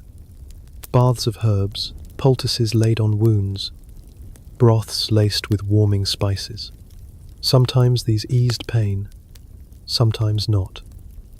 More often recovery came not from the cure, but from the strength of the body itself. The physician claimed credit, the court offered prayers, and the king endured. But illness was never private. Whispers of a king's weakness spread quickly, carried by servants, noted by ambassadors, seized upon by rivals. A fever in the royal chamber could shake an entire realm, for instability at the top bred chaos below. Thus kings often hid their ailments, forcing smiles in public, appearing strong in council even as pain gnawed beneath their robes. The performance of health was as vital as the performance of majesty. Still, some died young, despite all remedies. Others lingered long, weakened by both disease and the treatments meant to cure them. Blood drained too often, purges too harsh, poisons mistaken for medicines. These were as deadly as the sickness itself. The irony was cruel. A man crowned with gold could still be undone by the very hands meant to heal him. And yet, In the quiet moments between leeches and prayers, between potions and bleeding, kings were simply human men who groaned in pain, who longed for relief, who reached for hope in whatever form it came. In the next part, we will step back into the royal hall, not to medicine, but to performance of another kind. For court life itself was theatre, and kings, no matter their aches and fears, were actors upon its stage, forever watched, forever judged. Every castle hall, every council chamber, every feast was more than a gathering. It was a stage. And at the centre of that stage stood the king, robed in velvet, crowned in gold, his every gesture a performance. For though kings wielded power, they were also bound by image. Trapped in a theatre where the audience never left, and the role could never be set aside. From dawn to dusk, the court hummed with motion. Courtiers clustered like actors, awaiting their cues, rehearsed in flattery, skilled in subtlety. Nobles moved with studied grace, each bow a performance, each compliment a carefully placed line, in a script meant to win favour. The air itself seemed thick with rivalry, for every smile hid calculation, every word weighed with hidden meaning. And the king, he was both actor and director. To nod was to bestow approval, to frown was to hint at doom. A lifted hand could silence a hall, a raised cup could set the room roaring with cheers. Even silence was a weapon, wielded to keep courtiers uneasy. Yet for all his command, the king could not escape his role. He must appear wise, even if weary, strong, even if weak, gracious, even when his patience thinned. To falter was to invite whispers, and whispers were daggers in the shadows. Ceremonies filled the days, audiences where supplicants knelt, their voices trembling, councils where nobles argued, each speech aimed as much at reputation as at policy. Feasts where every gesture was noted, the order in which the king spoke, the guests he chose to favour with his gaze, the morsel he placed upon his plate. Nothing was trivial in the theatre of the court. Everything carried meaning. It was exhausting, this endless performance.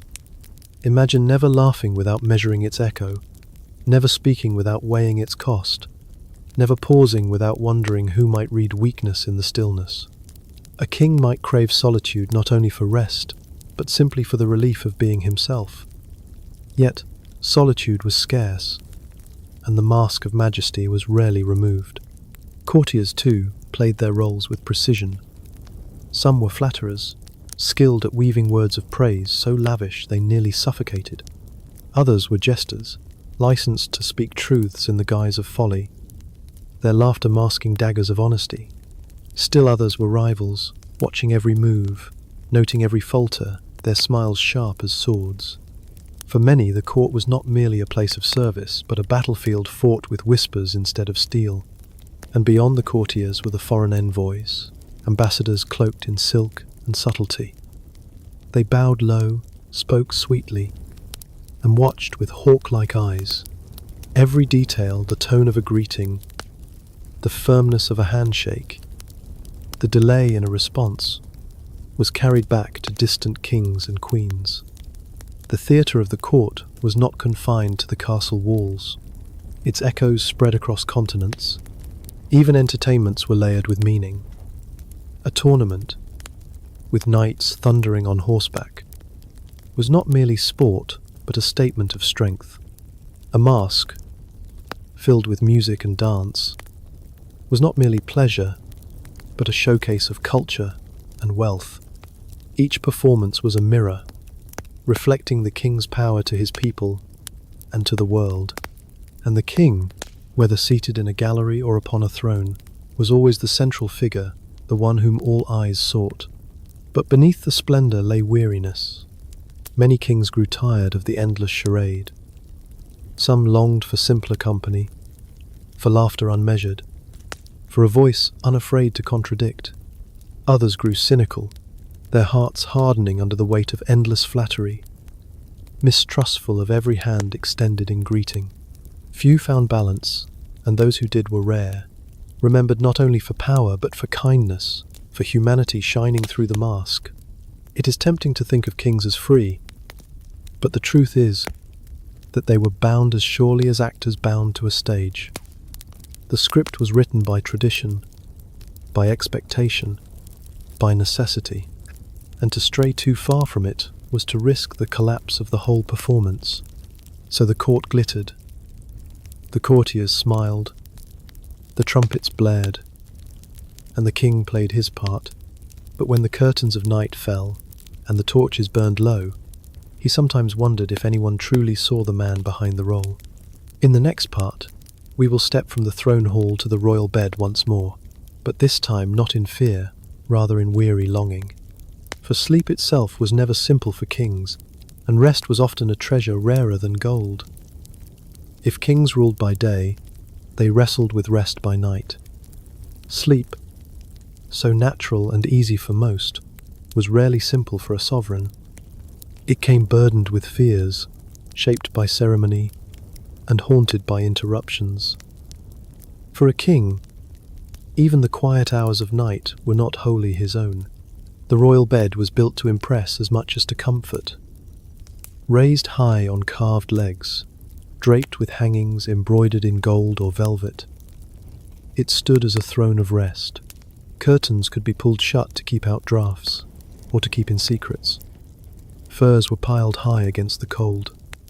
Sheets of linen laid smooth by careful hands. To look at it was to see majesty. To lie within it was another matter. The chamber around the bed was seldom empty. Servants lingered close by. Guards posted outside. Sometimes even within the room itself. A king did not close his eyes in solitude. He knew that footsteps, whispers, and watchful eyes surrounded him always. Privacy was rare, even in the dark, and yet, despite the grandeur, sleep itself often came fitfully.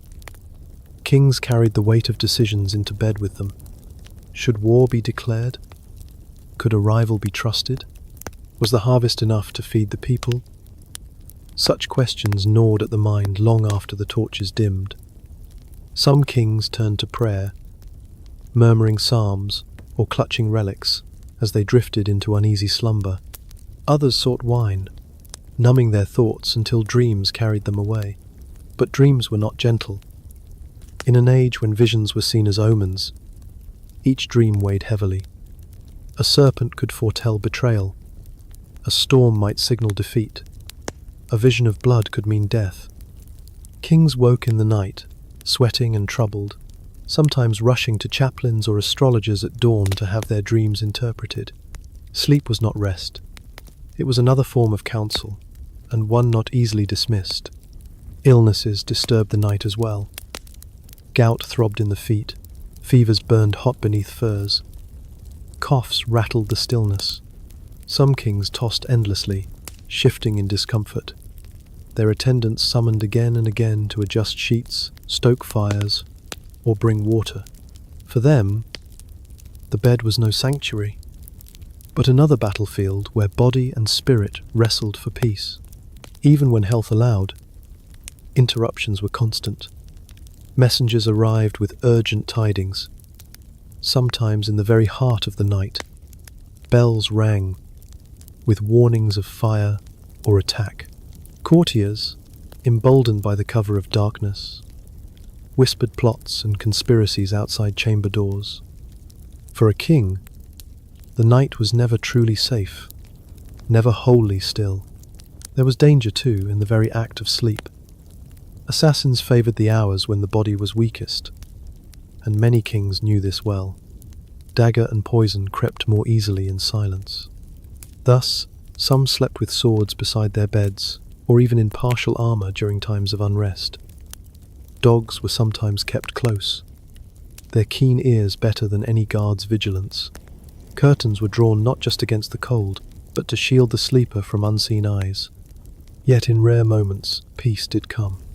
The steady warmth of a fire, the muffled sounds of the castle settling into silence, the weight of furs pressing gently down it could lull even a burdened king.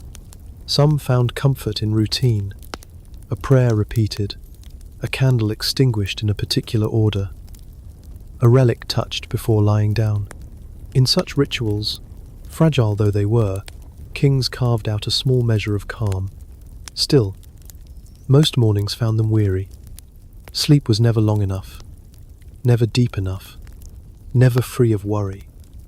The crown weighed, even when set aside, its pressure lingering in the mind. To wake stiff and tired was to begin another day of audiences, counsels and burdens, already drained before the first words were spoken. So when you imagine kings upon their thrones, remember also the knights. The tossing beneath heavy furs, the restless turning of thoughts, the dagger hidden beneath pillows. Power did not grant peace of mind. It stole it, night after night. In the next part, we will linger not on what kings feared, but on what they smelled. For castles, no matter how grand, were filled with odours both ordinary and overwhelming, and no crown could shield a king from the stench of his own halls. Majesty is often painted in bright colours, gilded crowns, velvet robes, sparkling jewels. Yet history seldom pauses to describe the air around kings, the scents that filled their halls and clung to their chambers. For though castles stood tall and proud upon their hills, they were not airy palaces of fragrance. They were stone shells filled with smoke, sweat, and life, and no amount of perfume could fully mask the truth.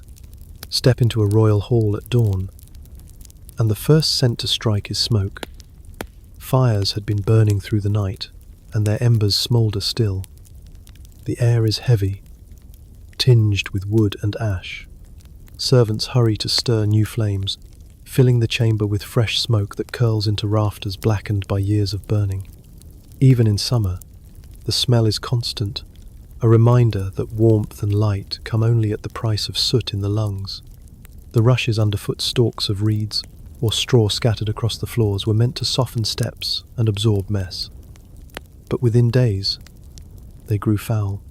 Food scraps fell and were trampled, ale spilled and soaked, grease from roasted meats dripped unnoticed. Herbs mint, lavender, sweet flag were strewn among the rushes to mask the odours, but their freshness faded quickly, leaving only a faint ghost of sweetness clinging to decay. A king's boots trod over the same mixture as his servants, a carpet of dirt, crumbs and smells. Then there was the press of bodies. A royal court was never empty. Dozens, sometimes hundreds, of courtiers filled the chambers, men in wool and leather, women in furs and silk, all carrying the scent of travel, sweat, and unwashed clothes. Baths were rare, perfumes costly, and while the wealthy dabbed themselves with scented oils, the smell of humanity remained. In summer, the heat of crowded halls made it sharper still, rising in waves beneath the vaulted ceilings. Food added its own layers.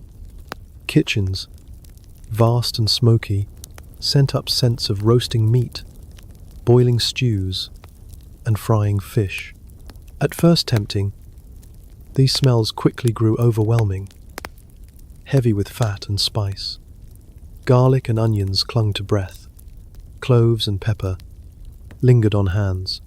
During feasts, the air was thick with it, all ale souring in cups, grease smoking on platters, the tang of vinegar, the sweetness of honeyed wine. A king's nose was never spared, for the banquet hall was not only spectacle, but a storm of smells. Chamber pots added their contribution. Though castles had garderobes, stone alcoves dropping waste into chutes, they were far from sufficient. Pots were used in chambers, emptied by servants into courtyards or cesspits. The stench drifted through corridors, mingling with smoke and spice, a constant reminder that even kings lived among filth. In summer, when heat pressed down and air hung heavy, the odours were almost unbearable. Perfumes and herbs worked valiantly against this tide. Queens favoured rosewater, kings carried pomanders, small bowls filled with musk, amber, or cloves held to the nose in crowded halls. Tapestries were sprinkled with lavender water. Linen soaked in vinegar hung in chambers to freshen the air. Yet these were but islands of fragrance, in a sea of stronger smells. For every rosewater-scented hand, there was the sourness of sweat. For every clove, studded pomander, a whiff of smoke and waste, and illness added its own. Wounded bodies gave off the scent of infection. Fevers left beds soaked in sweat. Medicines brewed of herbs and oils filled chambers with sharp, unfamiliar odors.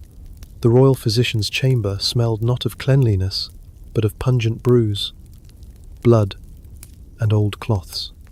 A king in sickness lived not only in pain, but in a haze of smells, both bitter and sour. Even animals contributed. Hounds lay at the foot of thrones, horses stabled near halls, falcons perched in chambers. Their musks, their droppings, their wildness added to the mixture. Exotic beasts, kept as curiosities, lions, bears, monkeys, brought scents both alien and pungent, filling courtyards with reminders that power often smelled strange. And yet, kings grew accustomed to it all. What to us would be overwhelming, to them was simply life. They no more noticed the smoke than the sound of their own heartbeat. Perfume and herbs did not erase the smells, but softened them, made them tolerable, wrapped them in a veil of ritual. Still, we must remember this. Beneath the velvet, beneath the crown, a king lived in a world where majesty reeked of wood smoke, sweat, grease, and waste. The fragrance of roses may have touched his hand, but the stench of humanity filled his lungs. In the next part, we will turn from the senses to ceremony. For if smells filled the air, rituals filled the hours, and kings often found their days consumed not by ruling, but by the endless burden of ceremony itself. To rule as king was not simply to command, but to perform. From the first light of morning until the last flicker of torches at night, a sovereign's life was shaped by ceremony, an unbroken chain of ritual, etiquette, and expectation. It was not only in grand coronations or lavish feasts, but in the smallest gestures, the daily acts that reminded everyone, including the king himself, that he was no ordinary man. Morning began with ritual. The king did not rise from bed alone. Attendants waited to assist, lifting curtains, presenting water for washing, laying out garments in order of importance. Dressing was not a private affair, it was ceremony in itself. Each layer of linen, wool, or velvet was presented by a ranked servant, each fastening or clasp observed by watchful eyes. To be dressed was to be acknowledged, to reaffirm the hierarchy of those privileged enough to touch the royal person. What for us is a quiet moment of waking was, for a king, a small daily coronation. Audiences followed. Petitioners knelt, nobles bowed. Foreign envoys spoke with elaborate courtesy. Every bow, every phrase followed precise rules, and the king responded with equal precision. Too warm a smile might be taken as favour, too cold a frown as insult. Even silence spoke volumes. A raised eyebrow, a delayed response, the mere lifting of a goblet, each gesture became part of the theatre of power. Meals, too, were bound by ritual. The king rarely ate alone, and each sitting was a display of hierarchy. The order in which dishes were brought, the cupbearer's ritual tasting to prove safety, the carver's flourish in slicing meats, all were part of the choreography. A king lifting his goblet was a signal for the entire table to drink. A king setting down his knife could still the chatter of 100 courtiers. Food nourished the body, but ceremony nourished authority. Even prayer was ceremony. A king kneeling in chapel was never only a man before God. He was a sovereign before his people. The act of devotion was a performance of piety, observed by clerics, noted by chroniclers, measured by allies and enemies alike. A bowed head could strengthen a crown as surely as a drawn sword. And then came the endless feasts, tournaments, processions, and audiences. Each one required careful preparation, garments chosen for their meaning, jewels selected to display wealth or lineage, words rehearsed. To ride through the streets was not a journey but a ritual, with every gesture to the crowd carefully considered. To attend a tournament was not leisure but obligation, for a king's presence confirmed the spectacle's legitimacy. These ceremonies were not mere indulgences. They were tools of rule. They reminded the people of majesty, reassured allies, and kept courtiers competing for favor. But for the king himself, they could be wearying.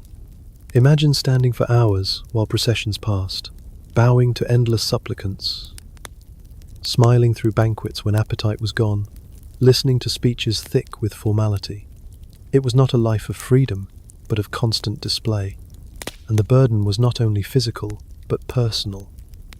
The king could never afford a careless gesture, never let weariness show too deeply. To stumble at a feast, to yawn in council, to falter in prayer, each slip could spark rumor. Was the king ill? Was he weak? Was he displeased? In a world where perception shaped reality, the smallest crack in ceremony could shake confidence in rule. Some kings relished this theatre, thriving in the spotlight, playing their parts with flair. Others despised it, finding it suffocating, longing for moments free of ritual. A few rebelled, abandoning formalities, preferring plain dress or direct speech. But such rebellion came at a cost. A king who broke ceremony too often risked undermining the very fabric of authority. The crown was not only gold, it was ritual, and without ritual, majesty frayed. Yet, amid the weariness, there were moments of strange beauty. A candlelit procession in a darkened chapel, voices lifted in chant, shadows flickering on ancient stone, a hall glittering with silks and jewels, music echoing beneath painted ceilings, laughter rolling like waves. For brief hours, ceremony could lift even the weary heart, reminding the king himself of the splendor and mystery of his office. Still, when the torches burned low and the hall grew quiet, the king was left with the knowledge that the next day would bring more of the same. Ceremony never ended. It was the rhythm of his life, the crown's invisible chain, binding him more tightly than any law or army. In the next part, we will leave the glitter of ritual to step into the shadows where betrayal lurked. For behind the bows and smiles of courtiers lay plots and conspiracies, and kings often lived with the uneasy knowledge that danger might come from those who knelt closest. If the royal court glittered like a theatre, it also bristled like a battlefield. Beneath the silks and smiles, daggers gleamed, sometimes real, more often metaphorical, but no less deadly. For kings, the greatest danger was not always from enemies beyond the walls, but from those who bowed the deepest within them. Every court was a nest of ambition. Nobles sought lands, titles, marriages, and influence. Courtiers schemed for proximity to the throne, where a whispered word might turn into wealth, and a frown might spell ruin. Alliances formed in corridors, secrets traded like coins, rumors sharpened into weapons.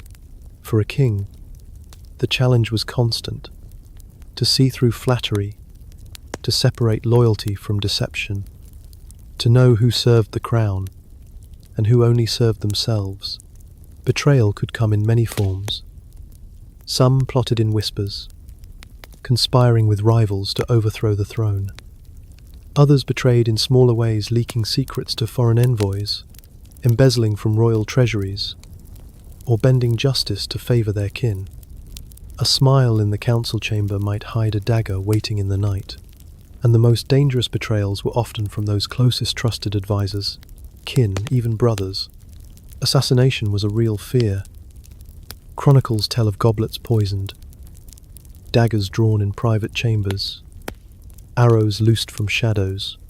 Kings took precautions, food tasters sampled their meals, cupbearers swore sacred oaths, guards stood watch through the night.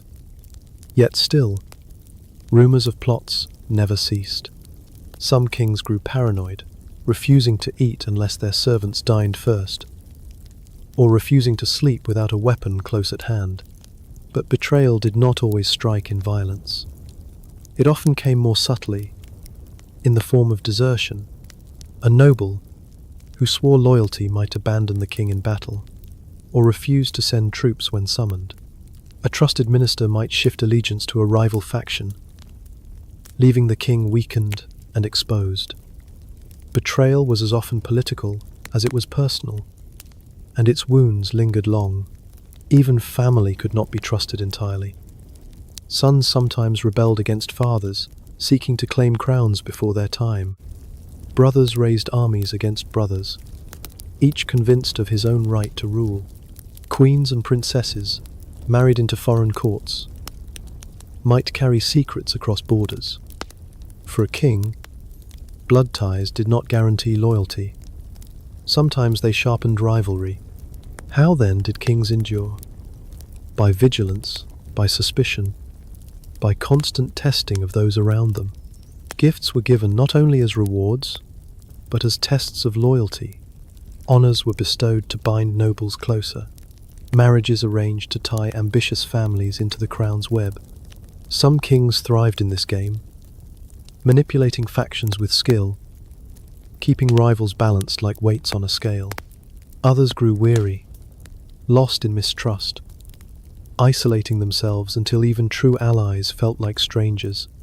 And yet, betrayal, when it came, was often less shocking than it seemed. Most kings expected it, in some form. To rule was to be envied, and envy bred treachery.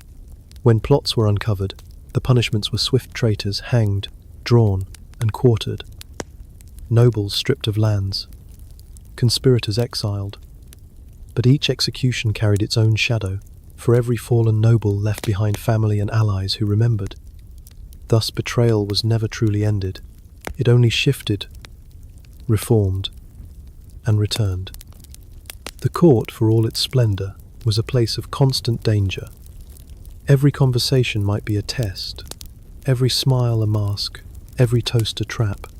Kings lived among actors, some loyal, some treacherous, all playing parts in a drama where the stakes were crowns and lives. And so, beneath the velvet and jewels, kings walked carefully.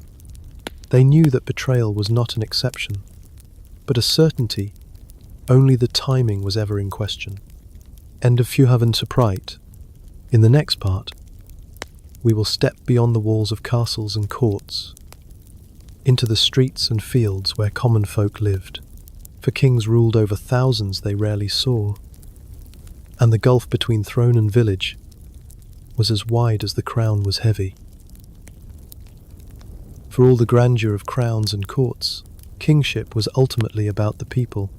A sovereign might dwell in castles, sit upon thrones, and feast in glittering halls. But beyond those walls stretched the villages, fields, and towns where thousands lived and toiled. And though a king's name rang in every prayer, most of his subjects would never lay eyes upon him. To the common folk, the king was often more idea than man. He was the figure invoked in oaths, the one prayed for in church, the symbol stamped upon coins. His justice was spoken of in sermons, his mercy praised in songs, his authority present in every tax collected and every soldier conscripted. Yet he was distant, unreachable, more myth than reality. For many peasants, to see the king even once in a lifetime was a story retold for generations. When kings did appear among their people, the moment was unforgettable. Processions into towns drew crowds, villagers pressing close, craning their necks for a glimpse. Trumpets blared, banners waved, and the king rode high upon a horse, gleaming in armor or draped in velvet. To see him was to believe in majesty, to feel awe and loyalty rise as one. Children stared wide-eyed. Elders crossed themselves, and for a brief moment, the myth became flesh. But such appearances were rare. For most of the year, the connection between king and people was through law and tax. The king's officers collected dues, his sheriffs enforced order, his judges pronounced sentences in his name. For a peasant struggling to pay, or a farmer punished for poaching, the king's justice might feel less like mercy and more like burden. Yet even then, many clung to the belief that if only the king knew, he would act fairly, that corruption belonged to lesser men, not to the sovereign himself. Petitions were carried to court, scrolls bearing pleas from towns or villages. Some were read aloud in council, others ignored. Now and then, a king took personal interest, granting mercy to a prisoner, lightening a tax, or bestowing charity in times of famine. Such gestures spread quickly, told and retold, shaping the image of a benevolent ruler. But they were the exception, not the rule. And yet, kings did rely on their people. A kingdom could not stand without the labor of farmers, the coin of merchants, the faith of villagers who prayed for good harvests as much as for strong rulers. In times of war, armies were raised not only from nobles, but from common men. In times of famine, unrest brewed quickly, and even the strongest crown could tremble if bread ran short. Kings knew this, and though they rarely walked among their people, they felt their presence always, like the pressure of soil beneath a castle's stone. Festivals bridged the gap, moments when sovereign and subjects shared joy. A coronation might bring days of celebration, food distributed to crowds, ale poured freely in streets. Victories in battle were marked by processions, saints' days by shared prayers. On such occasions, the people glimpsed their king not as a distant figure, but as the heart of their realm, the one whose fortune was tied to theirs. But for every cheer, there were also murmurs of discontent. Taxes could weigh heavy, wars could drain sons from villages, failed harvests could spark rebellion. The king, though elevated, was not invulnerable. If the people rose, castles shook. History remembers uprisings, peasants marching with pitchforks, towns barricading gates, villages refusing dues. In such moments, kings felt the raw truth. Their crowns rested not only on bloodlines and armies, but on the fragile faith of their people. Still, the relationship was rarely one of intimacy. The king remained distant, the people remained faceless, and yet they were bound together, sovereign and subjects, each shaping the other's fate. The king might never know the names of his farmers, but he ate the bread their hands had sown. The peasants might never see his face, but they prayed for his health, for in his survival lay their own stability. So kings ruled not only over lands and lords, but over the invisible thousands who never entered their halls. Their lives, their labor, their loyalty carried the kingdom forward, unseen yet essential. In the next part, we will step from the fields back into the heart of castles, into their libraries and studies, where kings sought not only power of arms but power of knowledge, and where books, parchments, and learning shaped crowns as surely as swords. A king's strength was measured not only by the sword, but by the mind. For while armies won battles and castles defended borders, it was wisdom that steadied crowns. Yet the learning of kings was never uniform. Some were deeply schooled, lovers of books and philosophy. Others could barely write their names, relying on clerks and scribes to shape their words. Between these extremes lay the truth. Kingship demanded not only rule of men, but mastery of knowledge. In their youth, princes were often given tutors. Monks or clerics taught them Latin, the language of scripture and scholarship. They learned to read the Bible, to recite prayers, to quote the ancients. Grammar, rhetoric, and logic formed the pillars of education. For a king was expected to argue, persuade, and judge. Mathematics, too, was taught not abstract, but practical.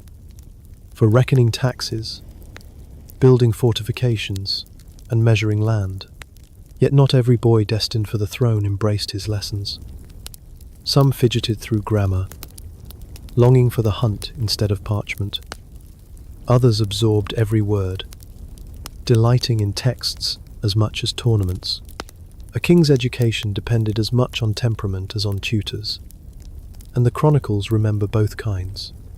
The scholar, king, surrounded by manuscripts, and the warrior, king, guided more by instinct than by ink. Libraries were treasures of the royal household.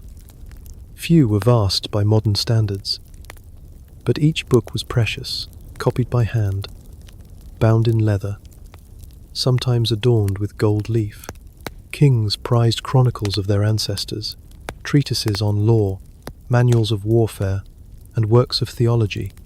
Some collected romances and poetry, tales of Arthur, Charlemagne, or Alexander, drawing inspiration from heroes both real and legendary. To hold a book was to hold centuries of thought, a weight as great as any crown. Writing was another matter. Some kings wrote letters themselves, shaping each line in their own hand. Others dictated, their words flowing through scribes, who bent over parchment with quills and ink. The royal seal, pressed in wax, was as binding as the king's own voice, carried across kingdoms to command, console, or threaten. To read and write was power. To command others to read and write for you was still greater. Learning was not only letters. Kings studied maps, tracing rivers, mountains, and borders with careful fingers. They learned the lineages of noble families, the tangled webs of marriage and inheritance that could spark wars or bind alliances. They absorbed the traditions of law, the customs of courts, the precedents of rulers past.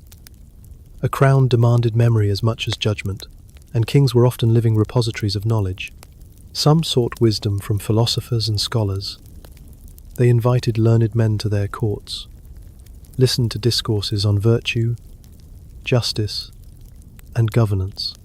They debated theology with bishops, or astronomy with astrologers. For a king, knowledge was not merely curiosity, it was legitimacy.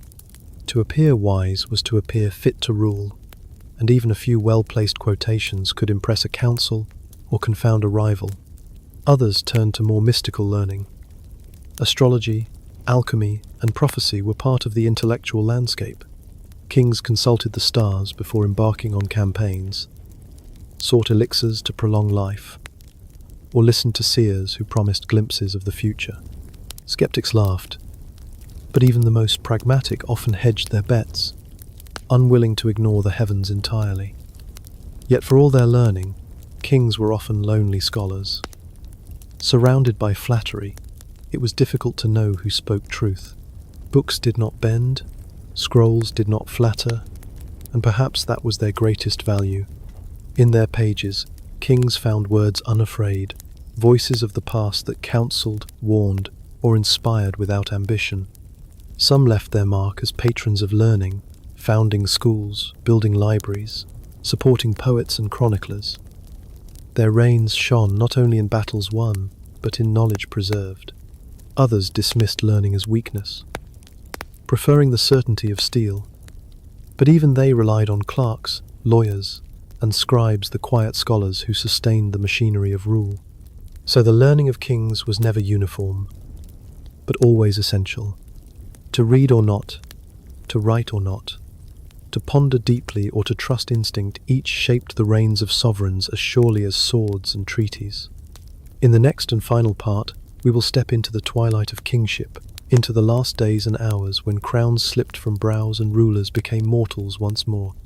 For in the end, no ceremony, no army, no book could keep death at bay, and kings faced the grave as every man must. For all the weight of crowns, for all the glitter of jewels, for all the trembling fear they inspired, kings were mortal. They might command armies and bend laws, but no power could shield them from the end. And when death came, it came with all the frailty and finality that no throne could deny. Illness was the most common visitor, a fever that would not break, a wound that festered, a cough that grew deeper with each passing week. These carried kings as easily as they carried peasants. Chroniclers often softened their words, speaking of divine summons or passing into glory, but in truth, death was rarely graceful. Pain, weakness, and confusion marked many final days. The chamber of a dying king was filled with ritual. Priests stood near, murmuring prayers, holding up crosses, anointing the forehead with holy oil. Courtiers gathered, hushed and pale, their eyes fixed not only on their sovereign but on the uncertain future his passing heralded. Servants moved quietly, fetching water, adjusting sheets, watching with anxious glances. Even in death, a king was not alone, but neither was he free. Every sigh, every word was observed, recorded, remembered. Some kings faced the end with dignity, whispering blessings for their heirs, confessing sins, receiving the sacrament with calm. Others raged against the failing of their bodies, clinging to life, refusing to release the crown that was slipping away. A few died suddenly, struck down before ritual could soften the moment, leaving chaos in their wake. But whether gently or harshly, the result was the same. The crown, that great weight, fell from their brows, and another hand prepared to lift it. After death, ceremony wrapped the body. The king was washed, clothed in fine linen, dressed in robes of state. The crown set once more upon his head. He lay in state, candles burning, choirs chanting, courtiers kneeling. The people came, filing past the still figure, some weeping, some whispering prayers, others simply staring in awe at the sight of majesty undone. For many, it was the first and last time they saw their sovereign's face. The funeral was grand, but also political. Processions wound through cities, banners dipped, bells tolled, incense rose in thick clouds. But beneath the hymns lay the urgent truth. One king had died, another must rise. Mourning and succession were entwined. Even as the coffin was lowered, courtiers whispered of loyalties, nobles weighed their allegiances, and foreign envoys scribbled reports of uncertainty. And yet, for a moment, grief was real. A king who had laughed, feared, eaten, bathed, grown weary, and grown old, just like any man, was gone. His crown would pass, but his humanness lingered in memory. A father to children, a husband to a queen, a figure of awe and fear. And yet, at last, a man laid low. We often imagine kings as untouchable, eternal in majesty, but their lives were bounded as surely as their subjects. They bore loneliness, illness, fear, and betrayal. They laughed at feasts, wept in private, and longed for rest. They were not gods, though history often painted them so. They were men burdened by crowns, remembered for power, yet shaped by frailty. And when death came, it stripped away all ceremony. The velvet, the gold, the trumpets, all fell silent before the stillness of a final breath. So ends our journey through the hidden truths of kings. History books tell of conquests and coronations, of crowns and thrones. But behind those pages lie the human stories, the sleepless nights, the aching joints, the lonely meals, the whispered fears. To know these truths is to see kings not as figures of legend, but as men fragile, uncertain, and fleeting, like all of us. And perhaps that is the greatest lesson of all, that majesty and mortality walk hand in hand, and even the mightiest of crowns must one day rest upon still brows.